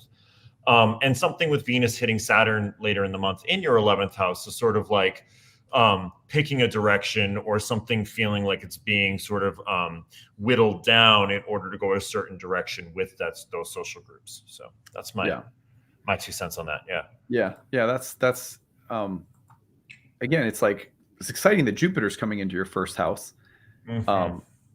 But the empowerment there seems to be running through social considerations, the personal, familial ones, and the larger social or professional ones. Mm-hmm. All right, let's look at Taurus. So we're putting Taurus on the ascendant now. And for Taurus sun or rising, I want to look specifically at the Venus-Uranus square, which is taking place on, there it is. It is taking place on January 14th. I'll just move this to, all right, here we go. So followed by the new moon in Aquarius, which is coming through on the 21st. So between the 14th and the 21st, two major transits for Tauruses, right? You've got your ruling planet Venus in your 10th house, squaring Uranus, and then by the 21st and 22nd, conjoining Saturn around that new moon in Aquarius. You want to lead us off on this one, Alex? Yeah, this is really interesting. I think that, for Taurus risings, your sense of self in relationship to your career or how you're seen in the world is somehow being liberated. There's something particularly from your sense of self with Uranus there, something that has to be freed, something that has to be done its own way, something that has felt constricted, maybe frustrated for a while, hitting Venus, which is in your career house, which maybe leads to an unorthodox, out of the box type of change that ultimately feels liberating. The only thing I would caveat I always make with Uranus transits, especially when they have to do with career, self, or relationships, is they can give the feeling of needing an immediate freedom. And sometimes you just want to take the breath and then check that, because it can be also just the feeling like I need to be free. And then you wake up the next morning, you're like, oh, what did I do? Did I just give my resignation? Did I just throw coffee in my boss's face? Don't do that, but like that sort of thing. Yeah, that's where I go with that one to start. I think of Uranus in the first, with ruling planet of the first house, Venus, being in the 10th. And it's easy to think that there's this house of personal identity, and then there's this house of public identity. But when are the two linked together? Well, one way that they would be linked together would be if the ruling planet is in the 10th, squaring a planet in the first. It's as though there is an inner conflict or dialogue related to who am I and how does it appear in the world? Does who I am on the inside, or more physically or personally, need to shift the way it shows up outside? Or is that BS? And do I need to stop caring about what other people see or think? And this is just for me? Or so I feel like those kinds of tensions between something more public or professional and something that's truly more personal, or maybe even more about your health or your physical appearance or your internal life, are having a conversation and trying to create some kind of meaningful change. But how socially determined or conditioned is that change? It could be the kind of thing where you're like, I don't care what you think, and so I'm gonna dye my hair pink, and then as soon as you do it, you go, oh well, I didn't need to dye my hair pink to make my point. Do you know what I mean? So or on the other hand, maybe you absolutely did need to dye your hair pink. So whatever. But I think it's that kind of thing where it's about it's the personal versus the public, and there's some kind of change going on there. I think it's interesting that the new moon suggests the same thing. Well, how you show up out in the world is going through some really noticeable changes. They are either reflective of inner change, or are you projecting something that's not you? And I wonder if Venus is going to get some kind of gut check more, with the new moon on January 21st and into the 22nd, when Venus can join Saturn. That's like, okay, well, are you real? Is this what are the consequences of the kind of person you're becoming, or what will people think, or how will it affect your standing with someone or somewhere, like at work? Those are the things that come to my mind there. Should we go on? Let's do it. Yeah. All right, Gemini. So for me, the transit of the month for Gemini, at least the one that really stands out, is Mars turning direct. So Mars is going, right? I mean, that's in your first house. Yes. It's like, okay, yes, Mars is turning direct January 12th and all the way, let's say, up to the 14th. So let's just say the 12th to the 14th. I think that's a really big one. I think the new moon in Aquarius in your 9th house is also probably one of the biggest ones of the month. You could go into Venus square Uranus as well, but let's just sort of say the whole sequence of what Venus is doing as it is focused in your 9th house, and as a new moon comes through a week after Mars turns direct in your 9th house. So we're going to focus on the 9th and the 1st for Geminis. Let me just highlight them. So we're going to focus on these two houses as the places that are intimately connected this month, with Mars turning direct from the 12th to the 14th, and then that sequence that Venus goes through with Saturn and the new moon around the 21st, 22nd. Why don't you start us off with this one as well? Well, I'm excited for Gemini risings because I think that, Mars retrograde in the first house that can be frustrating. That can feel frustrating. That can feel like it's not possible to get traction on things. It can feel like in your body, your mind, there's a sort of inner need to want to move forward and not feeling like you can move forward. So I think just the Mars turning direct provides some relief with that. And like Adam and I were saying in the when we're doing the overview, it may feel till the 17th, 18th when Mercury turns direct in Capricorn, where that really starts to take effect for you. It feels like the motor really gets going.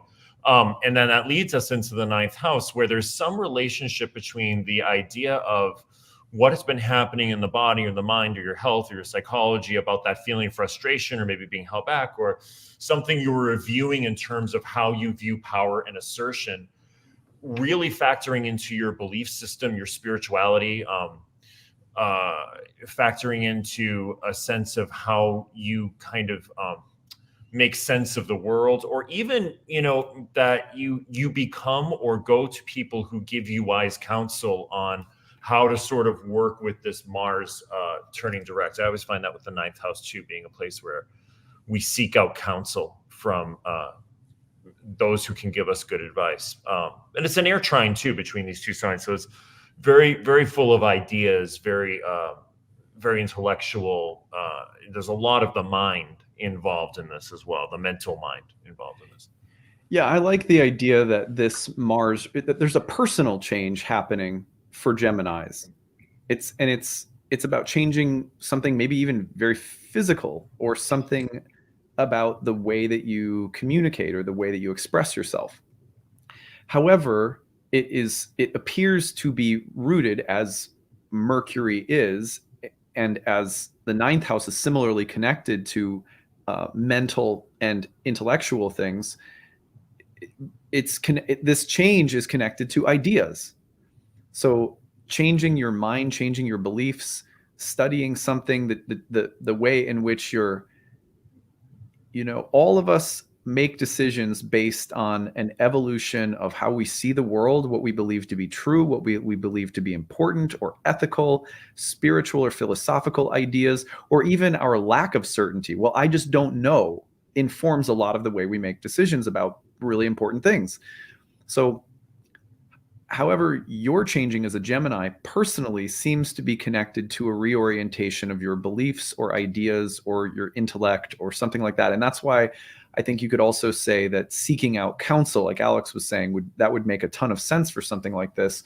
Or that, like, maybe you're starting to integrate or reach some meaningful conclusions based on something you've been studying, or someone that you've been learning from, even just a book you've been reading, that starts to have an impact on you, and suddenly your self-concept is changing somehow.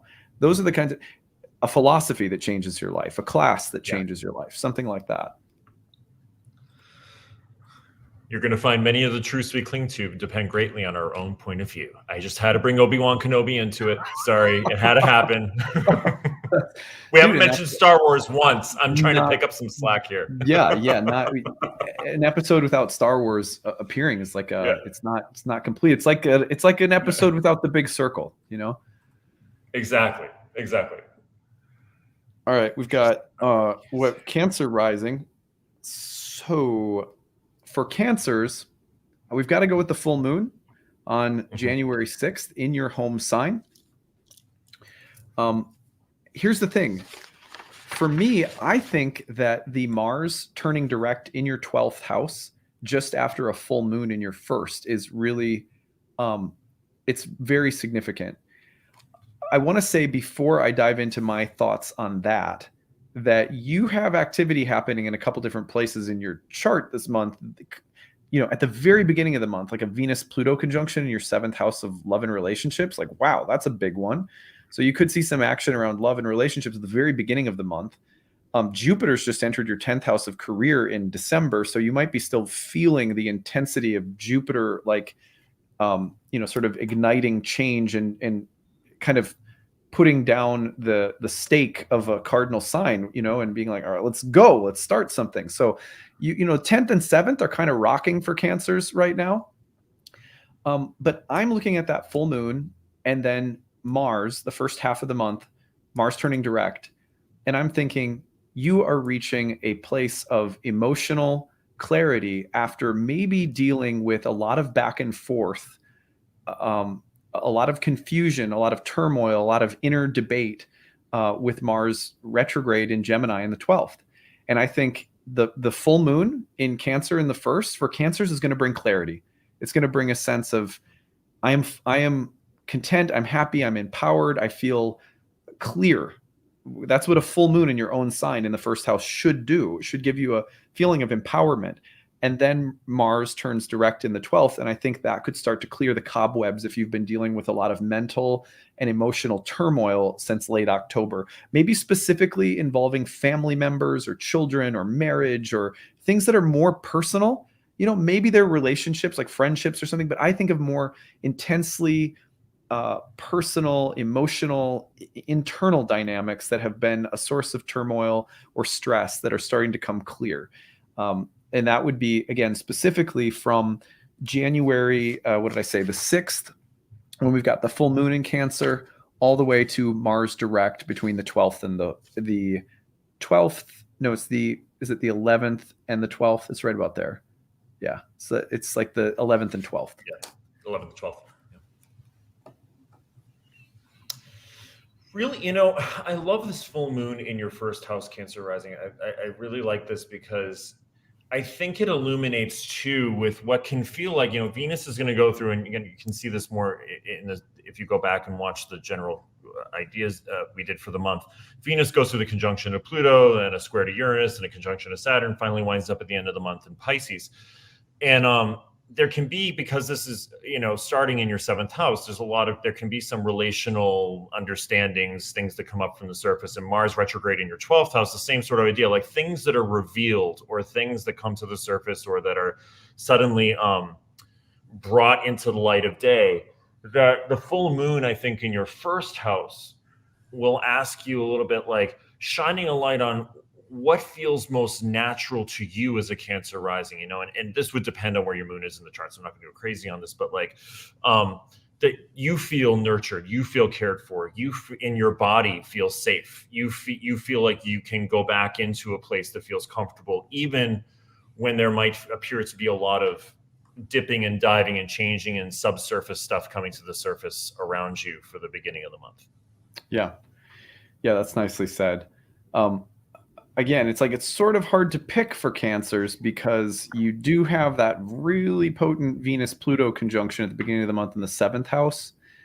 I wonder what that's about. Like, well, that could be fun though. I mean, you know, because it's a quick transit, and like, I don't know. I would say like, sometimes you see those things manifest as nothing more than like, we're gonna watch. Oh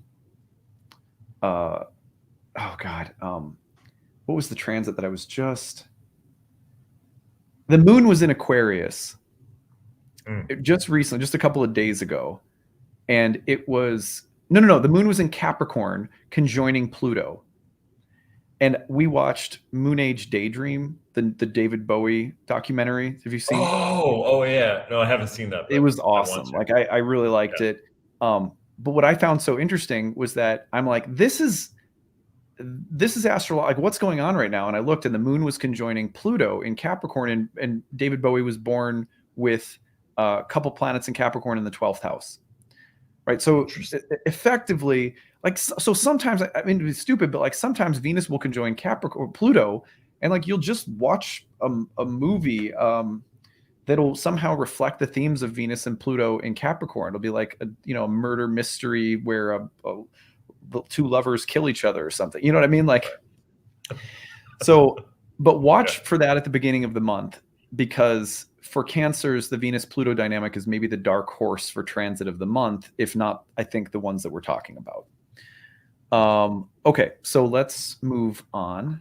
Are you a Leo rising or Virgo rising, Alex? I'm a Leo rising. I knew it. I was like, I've got the lion right here on my desk. Nice. Yeah, dude, for sure. You just have that warmth and that big Leo energy.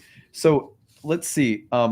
Here's what I was thinking, but I was going to kind of defer to you since if I remembered correctly, you're the Venus, or you're the Leo rising. So I was thinking, let's look at Venus square to Uranus from the 7th to the 10th, as well as the new moon in the 7th. Does that sound right to you? Yeah. Now, if you don't mind, I'm going to let you talk about this for a couple of minutes, because I have drank my iced tea too quickly. I need to use the bathroom again. You go for it. You start us off. I'll be right back. All right. So for all of us Leo risings, I think what's really interesting is we've got Venus, the planet of relationships, if we put that on it, in the house of relationships, squaring Uranus in the house of the public persona. I could say one thing that's been coming up for me a lot lately is how, the way I've been conceiving of myself in my career has been changing drastically. Like, I used to be more of a yoga teacher. Now I'm becoming much more of a professional astrologer, and how that is affecting the way that I'm actually entering into relationships. So the way that the sort of radical way that I'm conceiving of myself, because I never considered myself ever that I would be a professional astrologer in my career, is affecting the way I conceive of myself as someone who is entering into relationship. And, with Uranus and Aquarius, you're talking about two very out of the box, eclectic, avant-garde, kind of the, what is often considered to be like outside of the norm type of ideas, both Aquarius and Uranus. And so both interacting with each other in a square aspect might be something about how you're going on a sort of wholly new way of conceiving of your career that is affecting a wholly new and sort of out of the box way that you are,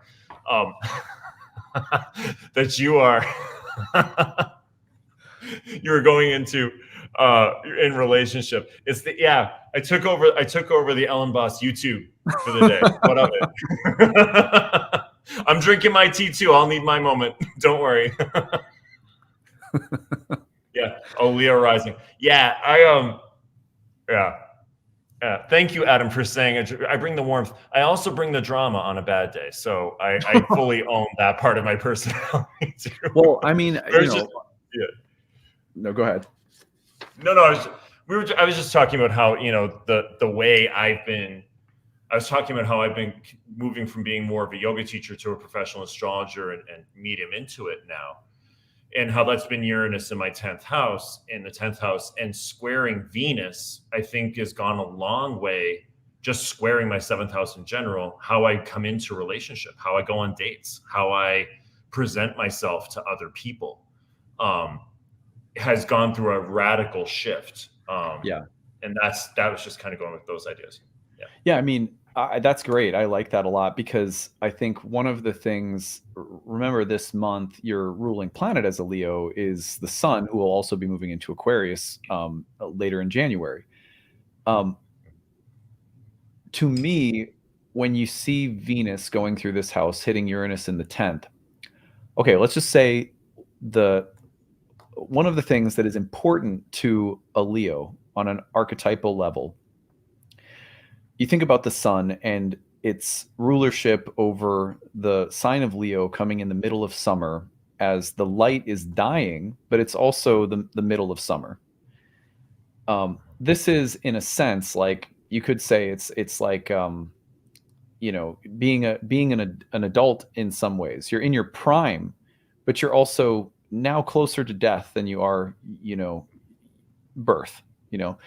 So a concern for Leos is how to live a good life, and the good life is defined by having a strong sense of meaning, purpose, dignity, pride. Some people might say ego, and maybe even a concern with legacy. Well, what happens after I die, which could be spiritual, or it could be about leaving behind a sense that you did something that was important or powerful or that felt good.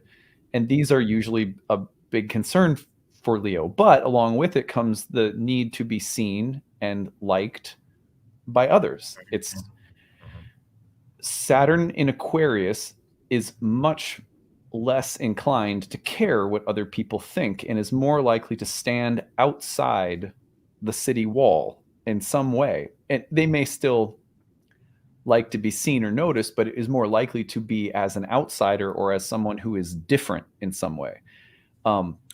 So when you think of Venus in the 7th right now for Leos squaring Uranus, and then this new moon in the 7th, even though it could very well be like just traditional, like, oh, it's something to do with love and relationships and something to do with work.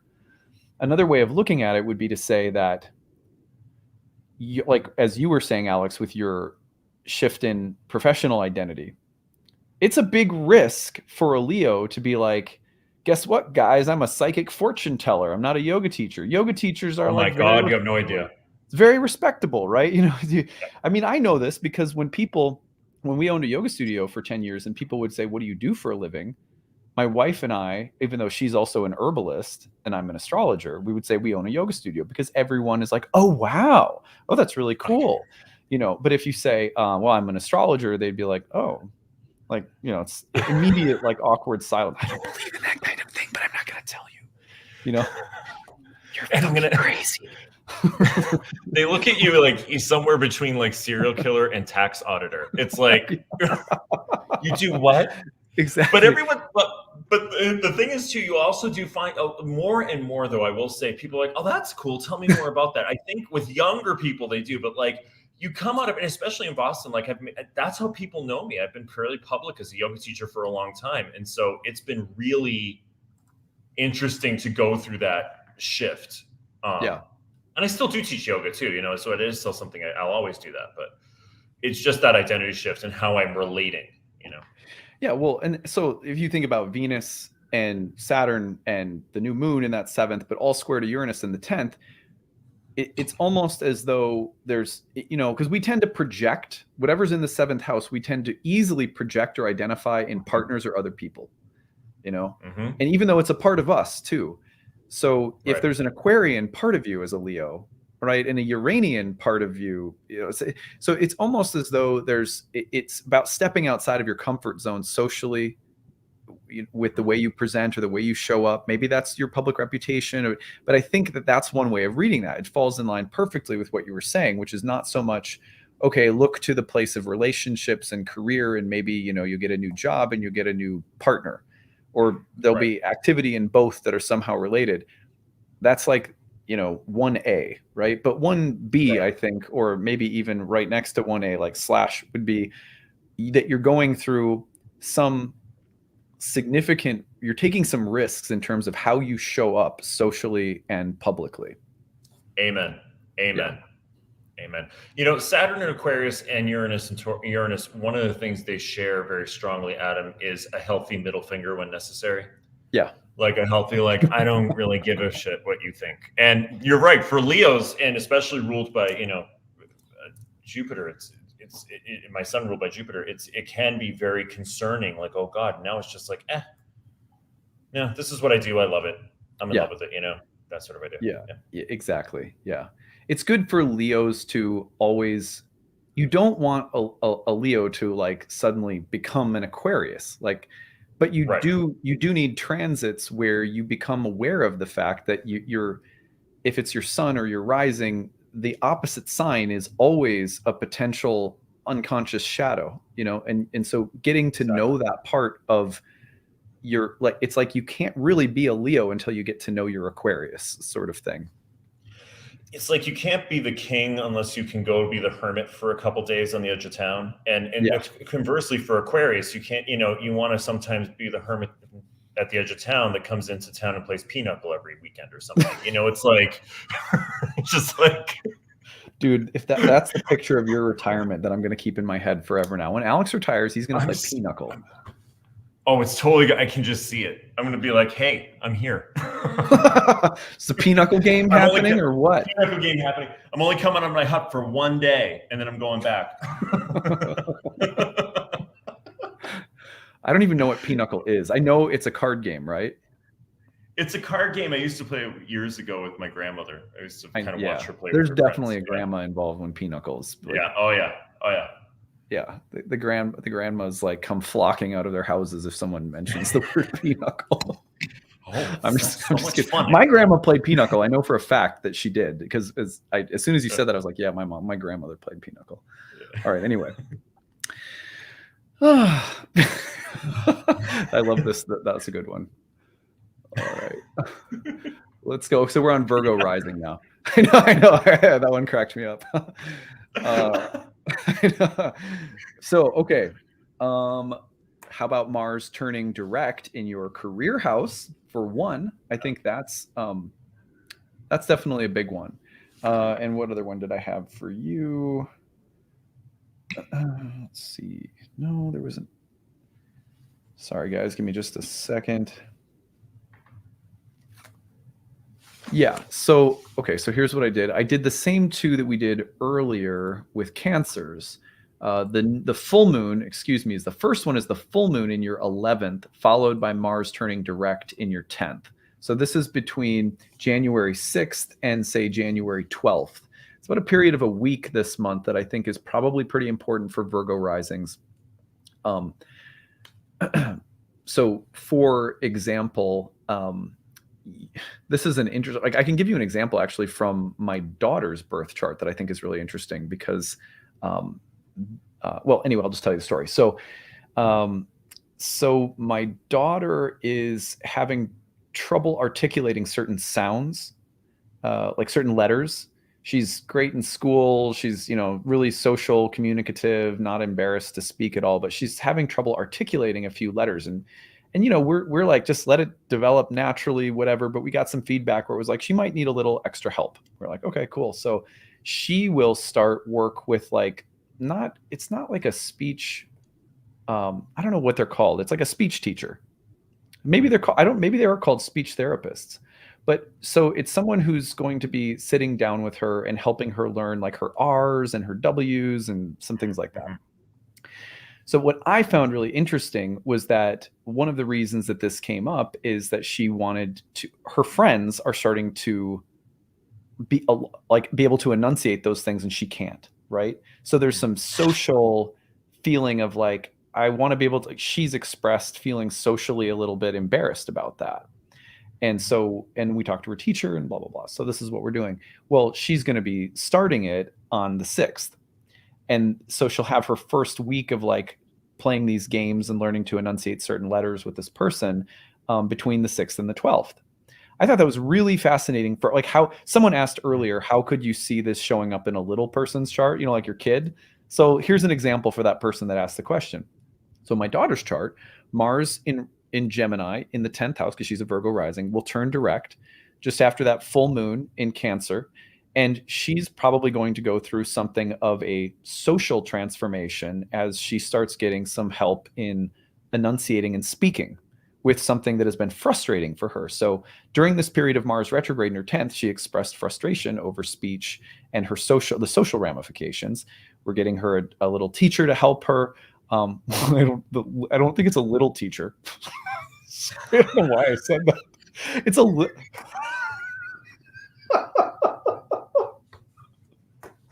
okay, well, it's a teacher, whatever. So the teacher's going to be giving her some help. Anyway, I think that's a really great example from a young person's chart that illustrates the astrology. But the idea here would be that there is something that has like social or professional, that there's the importance of your social life or the groups of friends that you have or colleagues that you have or something about the larger social hemisphere that you inhabit, that there's an emphasis on that, while at the same time something about either your public image or reputation or your job or your work is going through change. So you think about how you show up in the world, what you look like, how you communicate, how you think, what your job is, and its connection to what other people think about you, where you fit in, who your friends are, etc. So like those are the two houses that I would really look at for Virgo risings. Did that make sense, Alex? It makes total sense. I love for her too, because that can be really hard for a kid, right? To feel like you're standing out or you're not getting somewhere your friends are getting. And like that full moon in the 11th house in Cancer just feels like such a nurturing, like I'm starting to feel safer again and emotionally safe in my friend group, cared for, like stable. I just really, for that particular story, I just love that full moon. In the 11th house. And also I think it's interesting too, that for Virgo risings, Mars will turn direct, you'll have the full moon, and then you got Mercury, your ruling planet, turning direct on the 17th or 18th. That feels really important for Virgo risings too, in that sequence, that your ruling planet that's when it really feels like the sequence starts to move forward for you around the 17th or 18th, when Mercury turns direct. Yeah. I'm glad that some people at least laughed when I called her speech someone said speech pathologist is the correct phrase. So I'm going to go with Yeah. that. Someone said, Little teacher. yeah. I'm glad you guys got a kick out of that. That was a total mistake on my part, but I started imagining like Elenbaas and I are hopped up on black tea. Anything can happen. Anything. You never know. We're wild. We're crazy. Yeah. You know who I thought of right away? This is who I thought of. I'm going to show you. Hold on. Because just to show you where my little demented imagination goes, when I said little teacher, I will show you. I immediately thought of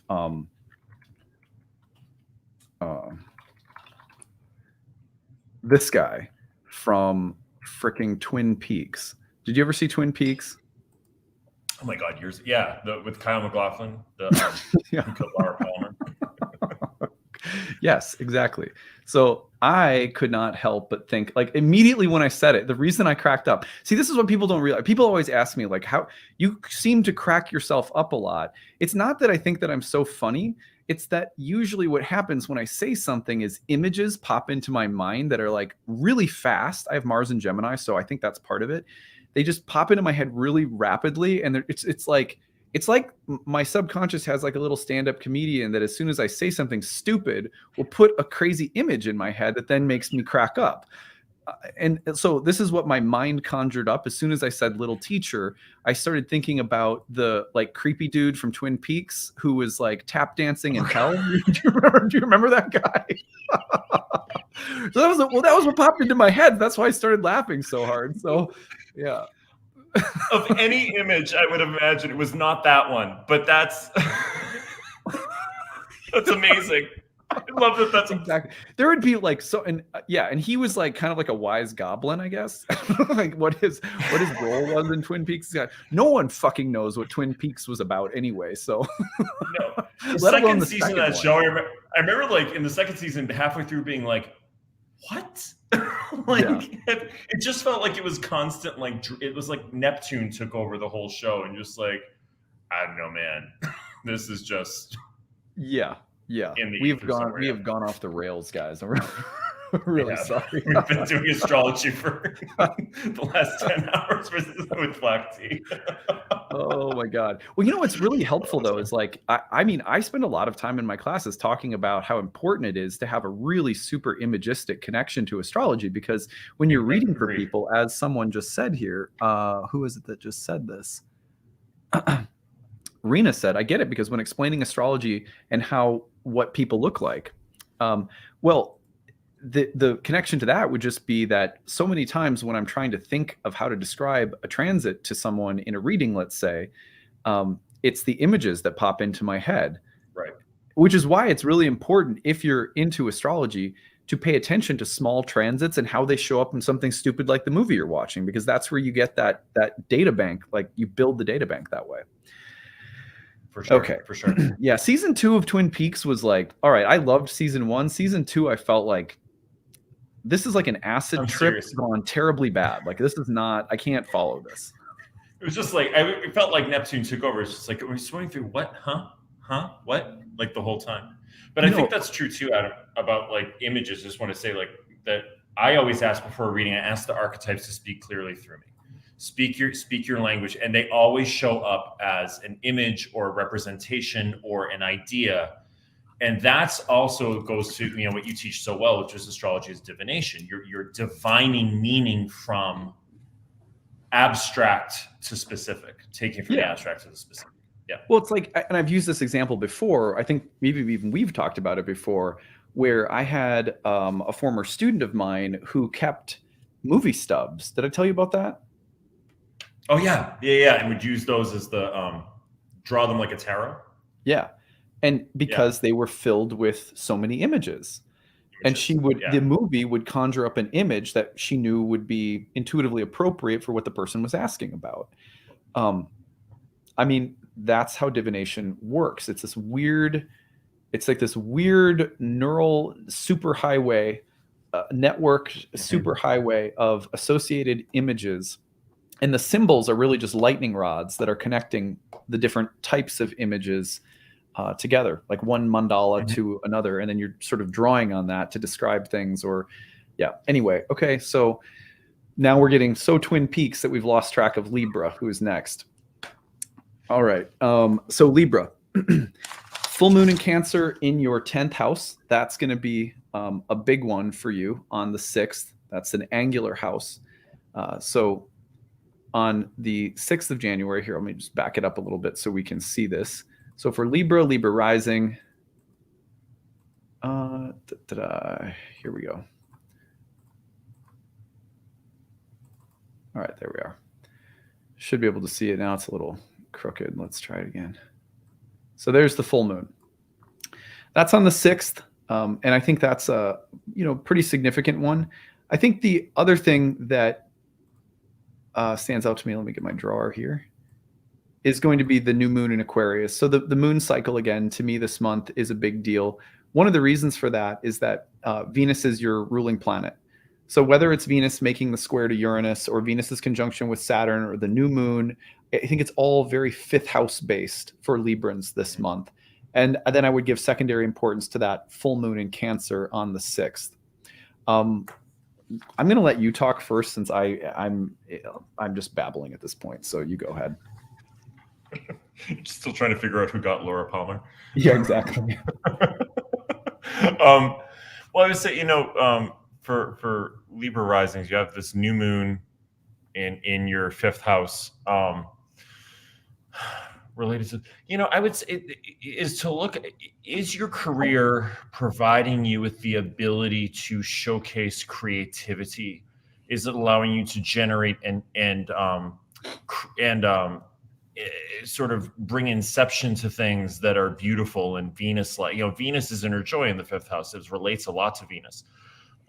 Is there something that comes up around family and children, particularly, that relates to career? And something around career too, with the full moon in Cancer in the career house, around, again, your feelings of feeling stable, nurtured, that you can be in your element. Is some of that with a new moon in Aquarius, which can be a little bit more detached and sort of up in the intellectual mind. Is there some need to sort of, that more intellectual or detached sense is coming around creativity, of merging that with a more emotional, more in the psyche or the mind idea that is happening around career? I don't know if any of that made sense, but that's kind of putting those two houses together. Yeah. I think the full moon happens first, and it seems to, one of the things that I've noticed about Libra risings is that big transits to Cancer in the 10th, it can, sometimes for Librans, the family dynamic can be defining your sense of social identity or responsibility. See, Librans are like very socially aware, and that's like their strength. Also, sometimes their downside, like who your family told you to be as a kid when you're a Libra, the place or the role that they gave you in the family, consciously or unconsciously, will end up often being the role that you take on out in the world. So when you have any kind of Cancerian transit to the 10th for Librans will often translate into, for example, conflicts between who am I and who did I become as a result of where I came from, So I wonder if there isn't some conflict between the socially conditioned me that maybe has some connections to my family of origin or my past or my history, maybe even my marriage or my role as a parent, or something that's more defined by culture, community, and family, versus your ruling planet Venus squaring Uranus in the 8th house, conjoining Saturn in the 5th house, which feels like it has more to do with, but what gives me joy, even if it marginalizes me or makes me like the black sheep, you know what I mean? So I think, and that's tough for Librans. Like I think there's a lot of signs that maybe like I think Cancers can be shy sometimes, whatever. But when it comes to like, I don't necessarily want to put myself out there and tip the scales, right? I think Librans can really struggle with that.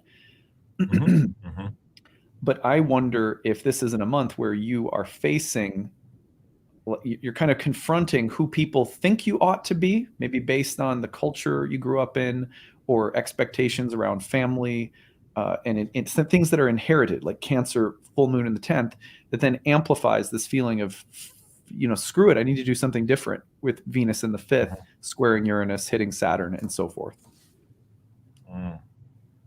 That makes sense? I've been thinking a lot. Yeah, it makes total sense. And I've been thinking a lot lately since our last video we did, Adam, about that way of relating, Libra rising to Cancer, the houses and how they relate to each other. And I think that's what I'm really taking that in as we do this, because I'm looking at that in a whole new way, of how Cancer will tend to take over that area of life where, like, it just never occurred to me. It seems like it was right in front of my face. It never occurred to me how those things kind of interrelate.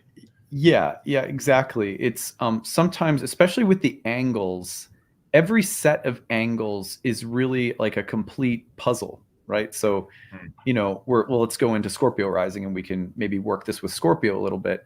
So Scorpio sun or risings, right? If you want to understand Scorpio, you also have to understand the tension between Scorpio and Leo occupying the 10th, Scorpio the 1st. The pressure of the Leo midheaven is to be select, to stand out, to be a ball of light that drowns out all other lights. That's occupying the midheaven and exerting a pressure or force over by superior square the 1st house, which is much more cagey, private, intense, internal, deep, guarded, more defensive, and potent, but not as like seeking of, let's say, the spotlight. I mean, sort of stereotypical, but so that tension between the Scorpionic 1st house and the Leo 10th is almost always present in the life of a Scorpio, and you Scorpio sun or rise, or Scorpio rising sign, let's say. But you don't always see it because it's so natural. It's just such there's, like, for example, a lot of people will say, well, Scorpios often hold their cards close to the chest, but they also will resent or distrust people who are showy, big, and sort of just exude confidence. They'll sometimes want to undercut them, or they'll inherently distrust those people or be annoyed by their ego. Well, that's in part because that's the very pressure exerting the dominant force over the psyche of the 1st house from the 10th, right? So it's like that annoyance is built into the psychology of a Scorpio, if you see what I'm saying. Yeah, and I'm actually thinking of a friend of mine who has Scorpio rising, and that describes him perfectly. Yeah. It's crazy. From the Hip says, that's been my problem as a Scorpio rising. The spotlight often finds me, but I'm so private to the point where I don't speak up when I need to. You see, exactly. So a lot of the times it's just like we were just saying with Cancer in the 1st and Libra on the ascendant, if you understand the tension between that angular, the 1st, 4th, 7th, and 10th houses and the signs there, a lot of the chart can be sort of unlocked by understanding those dynamics between the different houses. And you can do that from the 1st to the 4th, from the 4th to the 7th. But it all tends to filter back to the primary importance of the ascendant. That always is everything. The rest of the angles will filter through that one angle being dominant within the personality. Yep, makes sense. So Scorpio rising, for me, this one is the Venus square Uranus dynamic because it's angular. So we have Venus in January squaring Uranus, and that is on, what do we say, the 14th? Is that? Yeah, that's Venus square Uranus on January 14th. Followed by a new moon on the 21st in the 4th house, and a Venus-Saturn conjunction on the 22nd in Aquarius. I would look at this again now, the pressure between the 4th and the 7th house. I think once again, you're looking in some ways, some similar themes that we were just talking about with Libra. 4th house is home, family, but Venus square Uranus around the 4th and the 7th is, how do I stand out, or how am I different from those people that I'm close with, whether in love or whether around the more private area of my life, like home, family, close relationships, maybe people you live with. But to me, this dynamic is about needing to individuate relative to family or close relationships. And the need to individuate is really reflected by Venus's square to Uranus. Now, sometimes that will actually appear within the karma of a family unit through someone else. So for example, your need to individuate may be prompted by the fact that a family member is doing something that is wildly outside of their character or really unexpected. You're disturbed by it. Maybe you are happy for them or whatever, and you may think, well, what does this have to do with me? But it's often the precursor for your own individuation process that a spouse, a lover, a family member will go through something surprising or unexpected. That because we're all connected around family and in the fourth and seventh house in our relationships, the changes you see in those spheres will have a ripple effect and will be filtering through to you. Why do we know this? Because you also have just had a major eclipse in your first house that had the sun conjoined with Venus, right? So what Venus is going through relates back to that October 25th eclipse, solar eclipse in the house of identity. So this is about you, even if the erratic changes maybe even come through a family member or a lover, it still relates back to you and something that's very existential for you. The other thing I would say about this, just that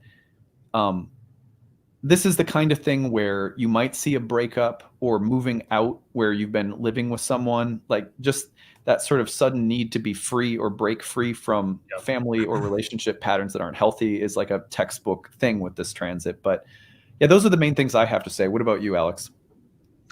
I love that. I love all of that. I was just thinking, like, kind of riffing on your last point, Adam, about like how so often, I mean, this is the big discovery I made in therapy 10 years ago, your family dynamics, even the stuff that you know, especially the stuff you're not consciously aware of, affects your relational life. It affects the way you interact with your partners. It affects the partners you pick, and how you relate with them. And I feel like there's something about this tension between Venus and Uranus here, especially Venus ruling your relationship house, of suddenly having insight around how, and it doesn't necessarily have to be a bad thing, it's not always bad, but how my family ancestry, all of that is informing the way, the sort of the goggles I put on when I look for and get into intimate relationship.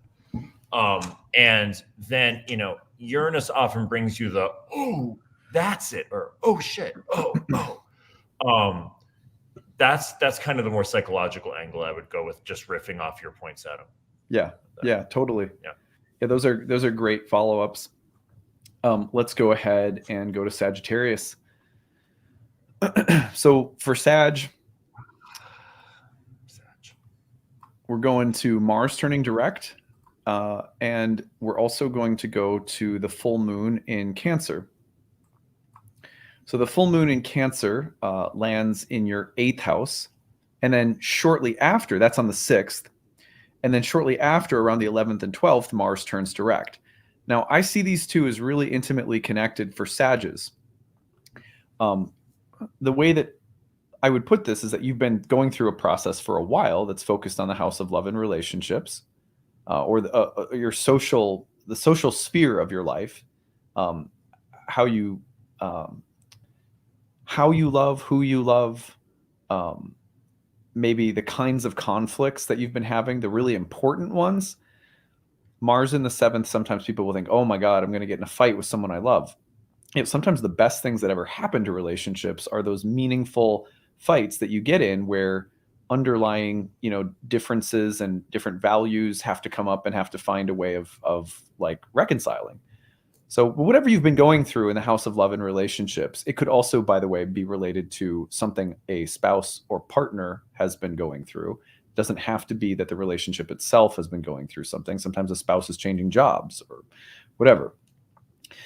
But this comes to me, there's something coming full circle in that house of love and relationships, but it's also tied to the things that your partner or spouse carries from their family. For example, the full moon in Cancer in the 8th is shining a big spotlight on what that person has been given, for good or for bad, from their family, from their past, from their history. It's about what emotional resources they have or don't have, what they give you or what they can't give you. And it's about coming to terms with that, maybe celebrating what they can give, or maybe getting really clear. I have to be okay that they can't give me this. This is what they received growing up. This is what they didn't receive, stuff like that. And as a result of that kind of full moon shining a light on the 8th house of what the other person has, that's related to lunar things, then this turning point comes in the 7th house. So that's, to me, that's the big thing that I'm noticing.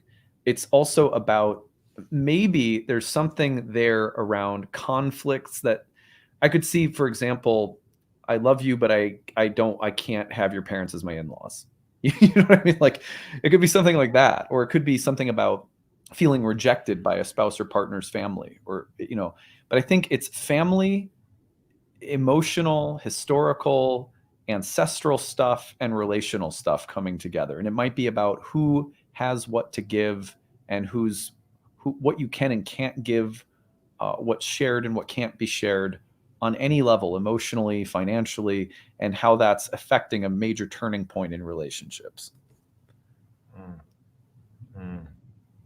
So interesting, Adam. I was thinking, it kept coming to mind, the image of a ledger kept coming to mind with that full moon. And one thing I find in my practice is people who have either 8th house transits or lots of planets in the 8th house, whether they realize it or not, again, it's not always a bad thing, but they're sort of keeping track of the ledger, like what has been done, what hasn't been done, should be done, shouldn't be done. Like there's sort of an evening of the scales that's often trying to happen with that. And I'm wondering if this Mars retrograde in the 7th house for Sagittarius risings, as it completes, is a review of the way you assert yourself, or the way you take action in your communication and relationships. And in Gemini, the way you sort of you disseminate information in your relationships. Again, I think that will come back to Mercury turning, feel full force with Mercury turning direct on January 17th and 18th. But it might have something about like your ability to speak or feel like you can assert yourself, or how you do that, right? Maybe it's modified in some way around the ideas Adam was just mentioning around the moon in your 8th, the full moon in your 8th, which is this idea of like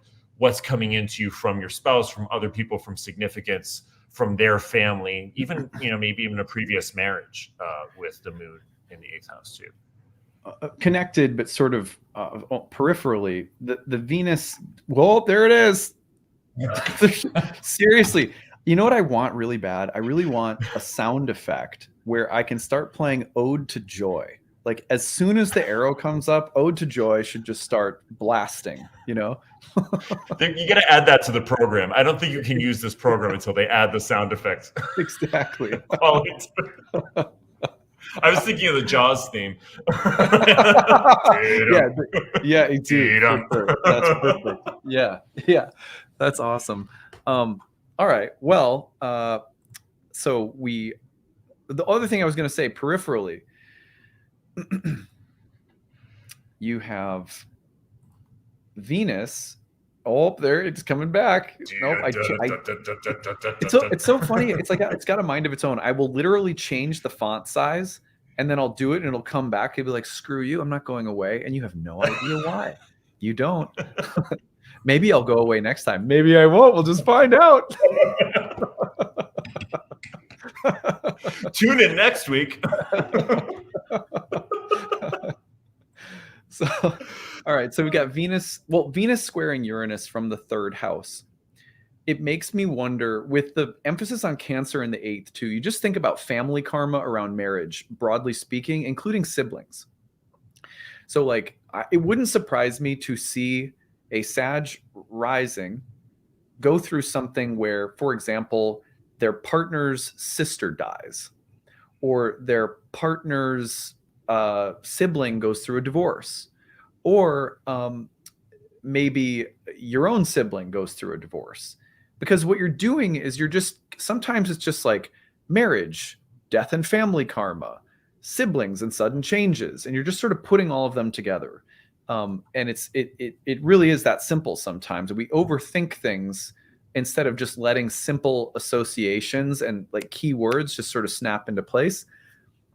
So it could be that you're just seeing marriage and family karma as a big theme this month. All right, let's go on to Capricorn. So we're on our last 3 signs now. So for Capricorn, we do have the full moon on the 6th in your 7th house. And I think the other big one is going to be the Venus-Uranus dynamic, the Venus-Saturn dynamic, the new moon in the 2nd. So 7th house and 2nd house topics seem pretty important this month. I'll hand this one off to you to start with, Alex. What do you think about the connection between these two houses? Well, quickly, if we're just going with some quick associations, resources, finances, and, 2nd house is resources, but it's really, let's call it what it is. Really, we're talking about money and finances. In relationship to, kind of going through probably maybe the feeling for a need of emancipation in some way, or freedom from a way, we're talking about, I'll go to the full moon in a second, but Venus and Uranus just in dynamic. That again is like a different way you want to make money that has a more something that sort of feeds your soul type of idea, that sort of gives you more joy, that brings you more pleasure in a sort of out of the box way, that sort of the need to feel the freedom to make the money in that way. But also at the same time, we were talking about in the overview for the month, the full moon in Cancer being a little bit of a gut check against that intense need from Venus Uranus to be free of. Does my relationship feel like it somehow becomes unstable and I need to sort of rebalance that because of those desires? Does it feel like I need to sort of recheck my feeling of stability and care and nurturance, whatever it is, around my primary intimate relationships, or how I get into primary or intimate relationships? That has something to do with that freedom dynamic that's being called for intensely by Venus Uranus as we go through the month. Yeah. I thought, here's some images that popped in my head. I'm going to start an Etsy shop, right? And then your spouse is like, no, you're not. We have bills to pay. You make a good living, and you're not just going to leave your job, right? It's like Venus in the 2nd house wants to do something, like you said, like a new, interesting way of, let's say, making money. But the reality is that you have a family that needs you. You have a spouse. You have obligations that may somehow check the personal growth or change that you're trying to embody somehow, which likely has either a financial or professional or creative dimension to it. But there's, what will their family think? What will my spouse think? What will my family think? There's some social, emotional, and maybe regressive pull that's rooted in other people, or I would say family dynamics, again with the Cancer full moon, that's trying to either check something that's unrealistic, or maybe prohibit something that needs to be free. And so you have to like work through that challenge somehow.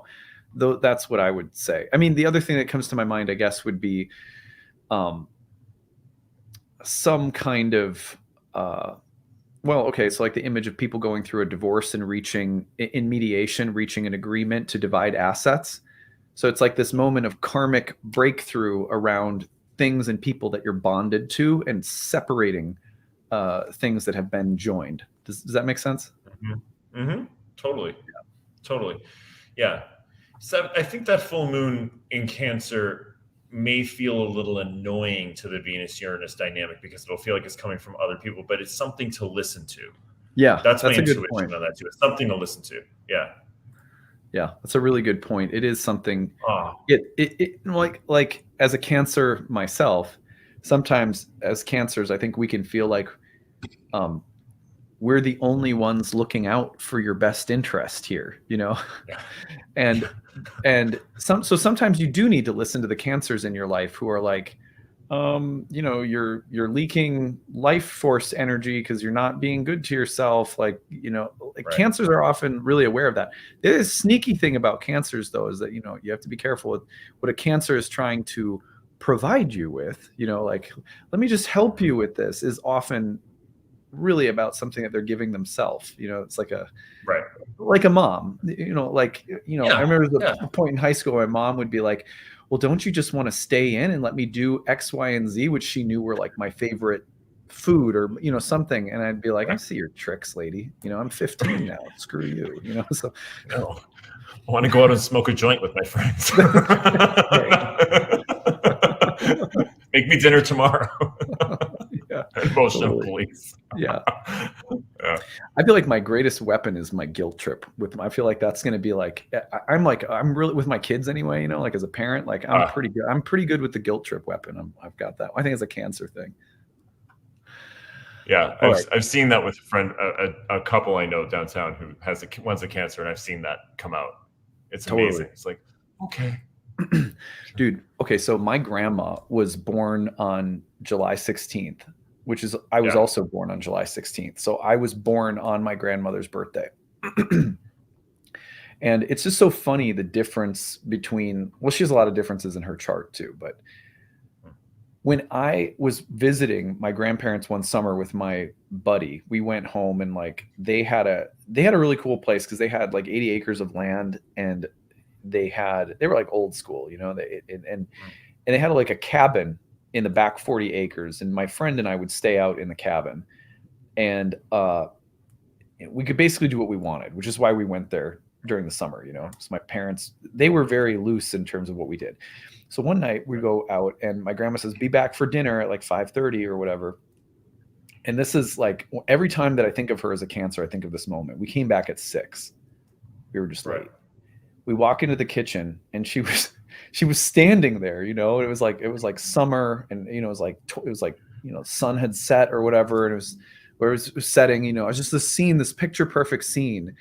And she looked like, you know, like someone might as well been Little House on the Prairie, and someone had like burned down her cabin, raped all of her daughters, like killed her husband. She just was like completely devastated, covered in tears. And it was all because we were 30 minutes late for dinner. Right. And I couldn't believe it. I didn't. And I was about 15 or 16 or whatever, you know, and I was like, oh my God, this is like the worst thing. She didn't have to say a word. She just, and she said something like, I hope you're still hungry. You know, it was like that. Just like, oh my God. God. Think your dinner may be warm. Maybe. I don't know.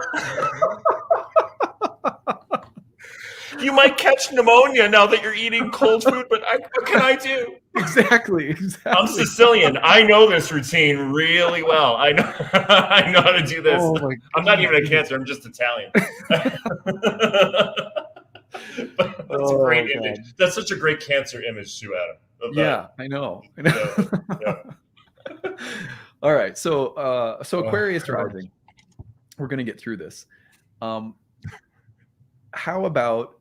How about the Venus in your first house, Venus conjoining Saturn, Venus squaring Uranus, the new moon in your first house? It's all about the first house this month for Aquarians. Maybe the first and the fourth connected. Let's start there. What do you think, Alex?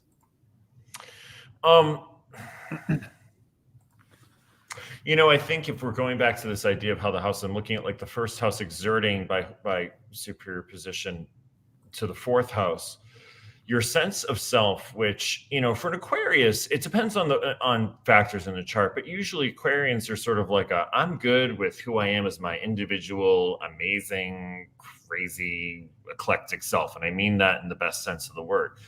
That may start becoming into, you know, I think with Uranus in the fourth house, something about like something being sparked or desire for someone in the family, or freedom from family karma, or freedom, someone in your family, maybe dad, your father, or something related to father, primary paternal caregiver, about some revolution they go through that you're helping to bring to them by your influence of just being the unique sense of self that you are.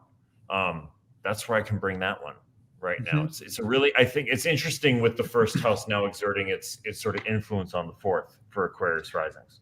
Yeah, I would see this as being like the need to individuate relative to your family of origin. You know, like big time, like I am not my mom, I'm not my dad, or I'm realizing for the first time that I am something that they are, or that they gave me that I had previously rejected. But it's a critical turning point in terms of your self-concept and its relation to how you were raised, either in all the great ways or all the terrible ways, or some mixture of the two. It's something about a new beginning relative to where you're living.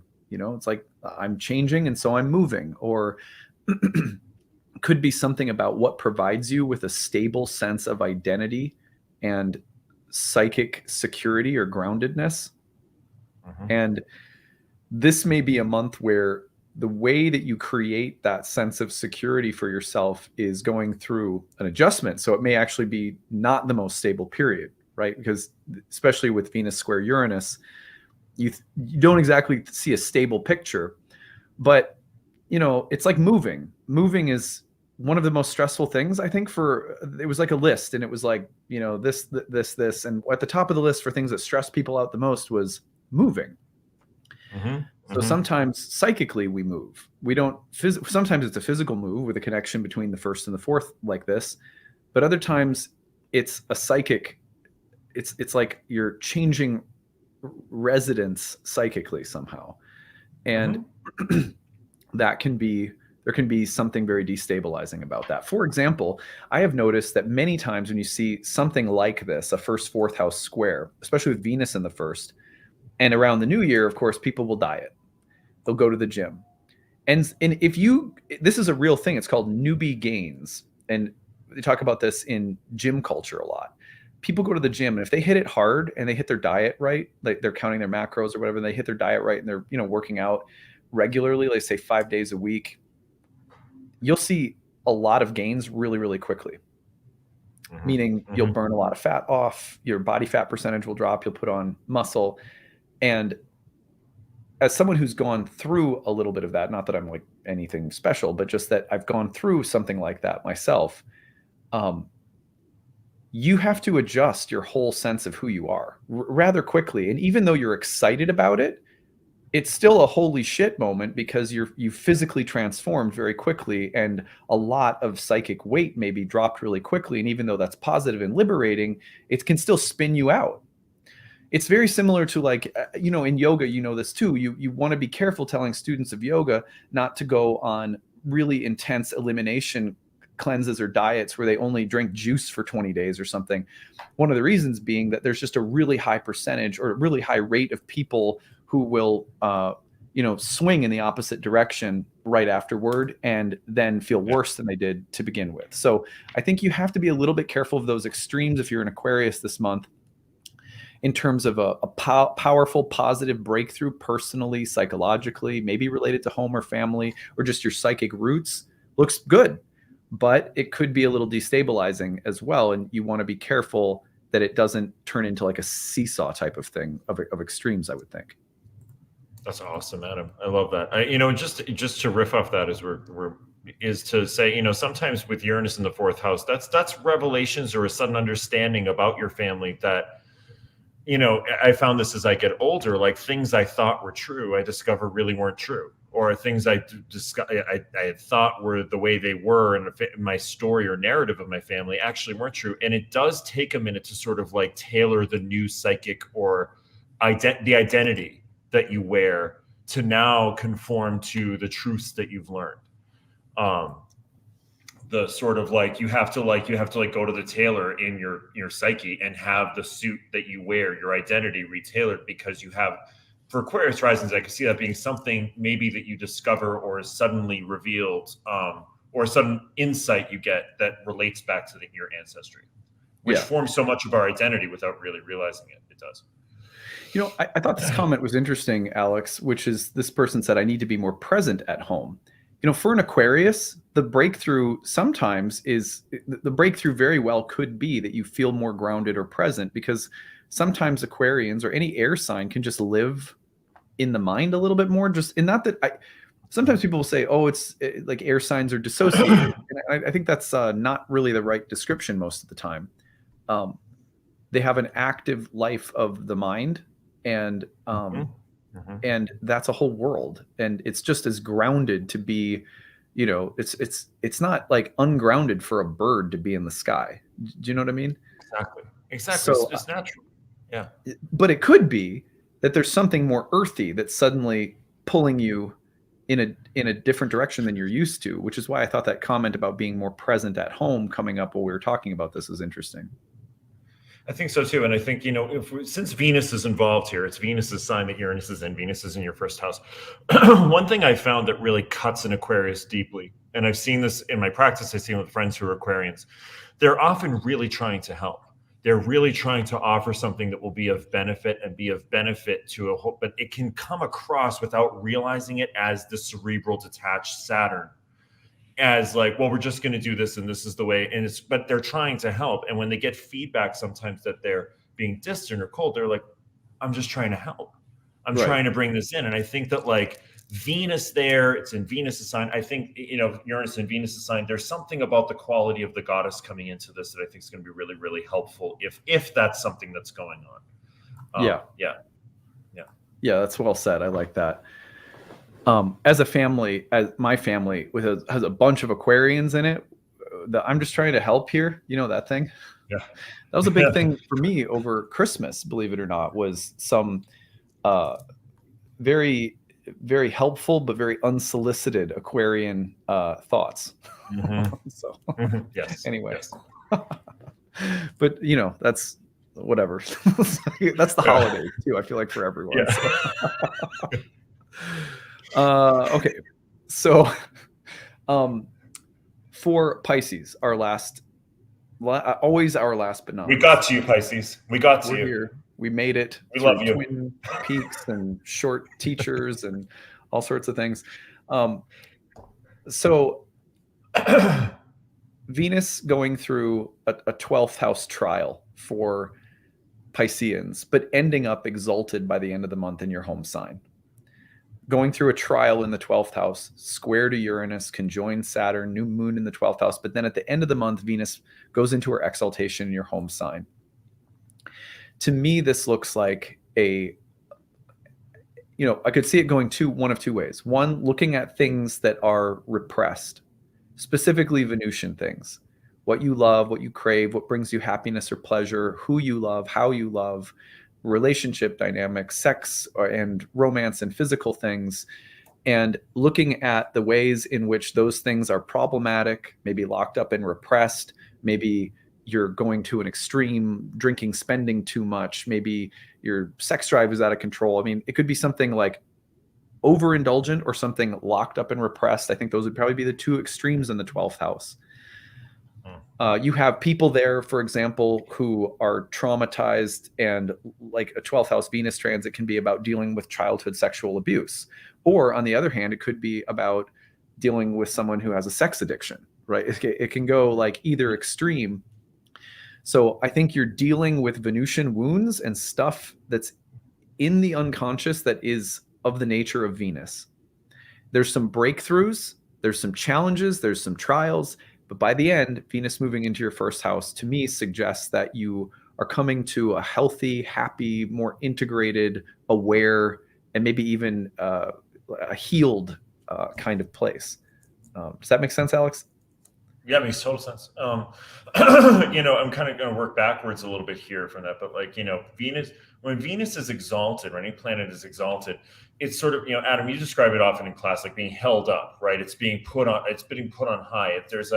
There's something about these trials, or, as Adam was just describing, is that when you get to Venus and Pisces in the first house, there's something where you're able to sort of, your full glory comes onto display. There's something that had been, the 12th house is interesting. And this is where, in Adam's class, what I always love is we're going on how the houses work astronomically. The 12th house is a blind spot to the self. It's hard for us to see what's going on in the 12th house. And oftentimes there's something where if you're working through those repression dynamics or something that maybe is overindulgent, if you can dig down to what's my blind spot here? Do I have a blind spot about how something deeper going on that may be causing these behaviors, these thoughts, these actions, these ideas to come to the surface? That when the 12th house stuff, I find often when it's sort of addressed and seen, and sometimes we need some help to see it. When you get to Venus moving into Pisces, there's a little bit like a reinvented exalted, Botticelli Venus comes out of the shell, so to speak, and is like, here I am in a refreshed, held up form, supported form. There's a question for you. No, I am not familiar with.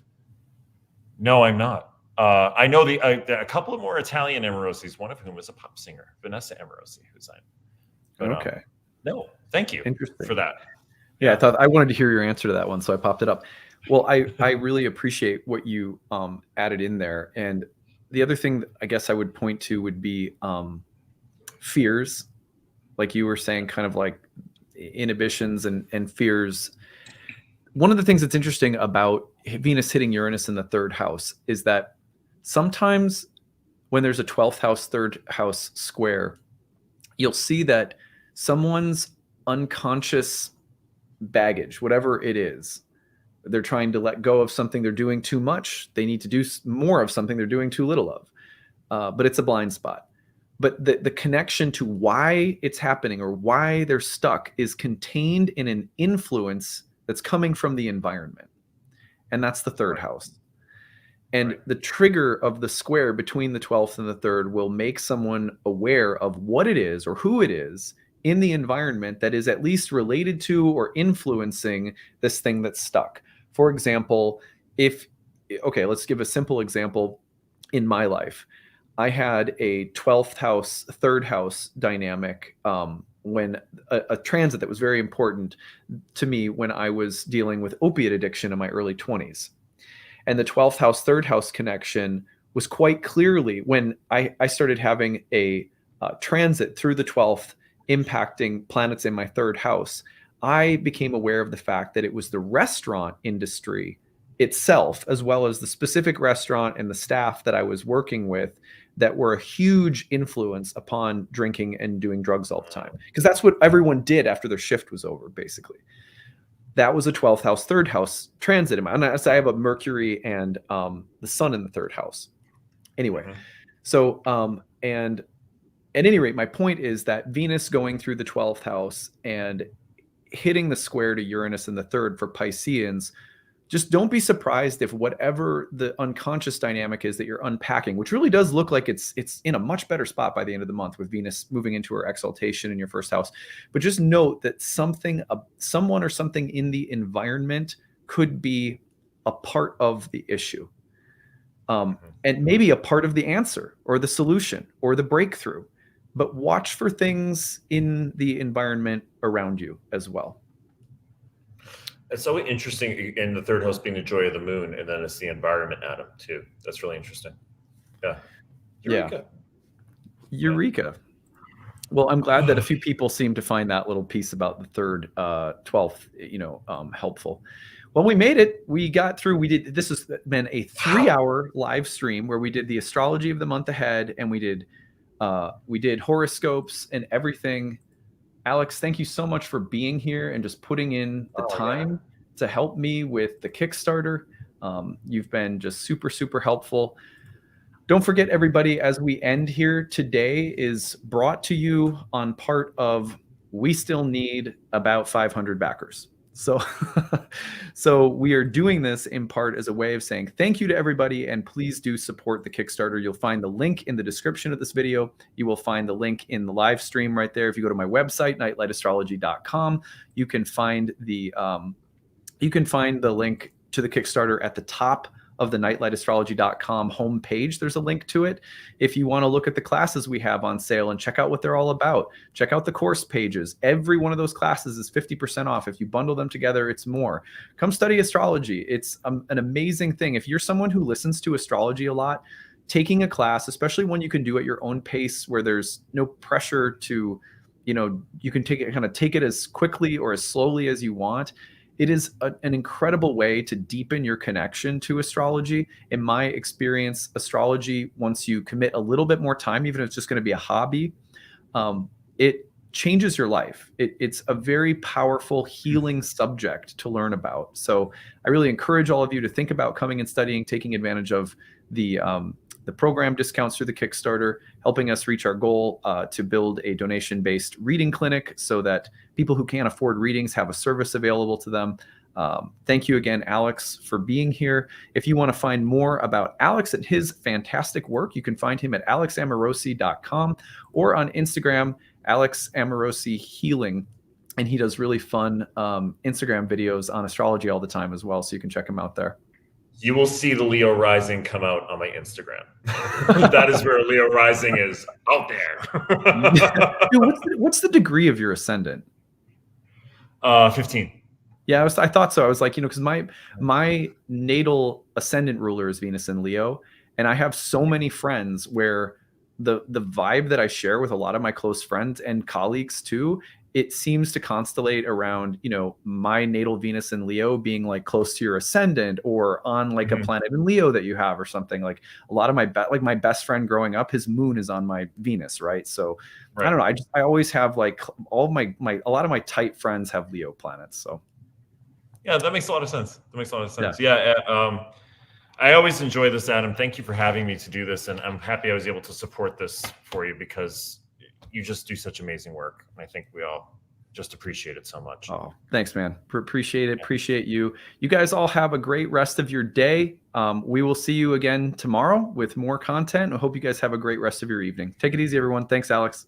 Bye, everyone. Bye.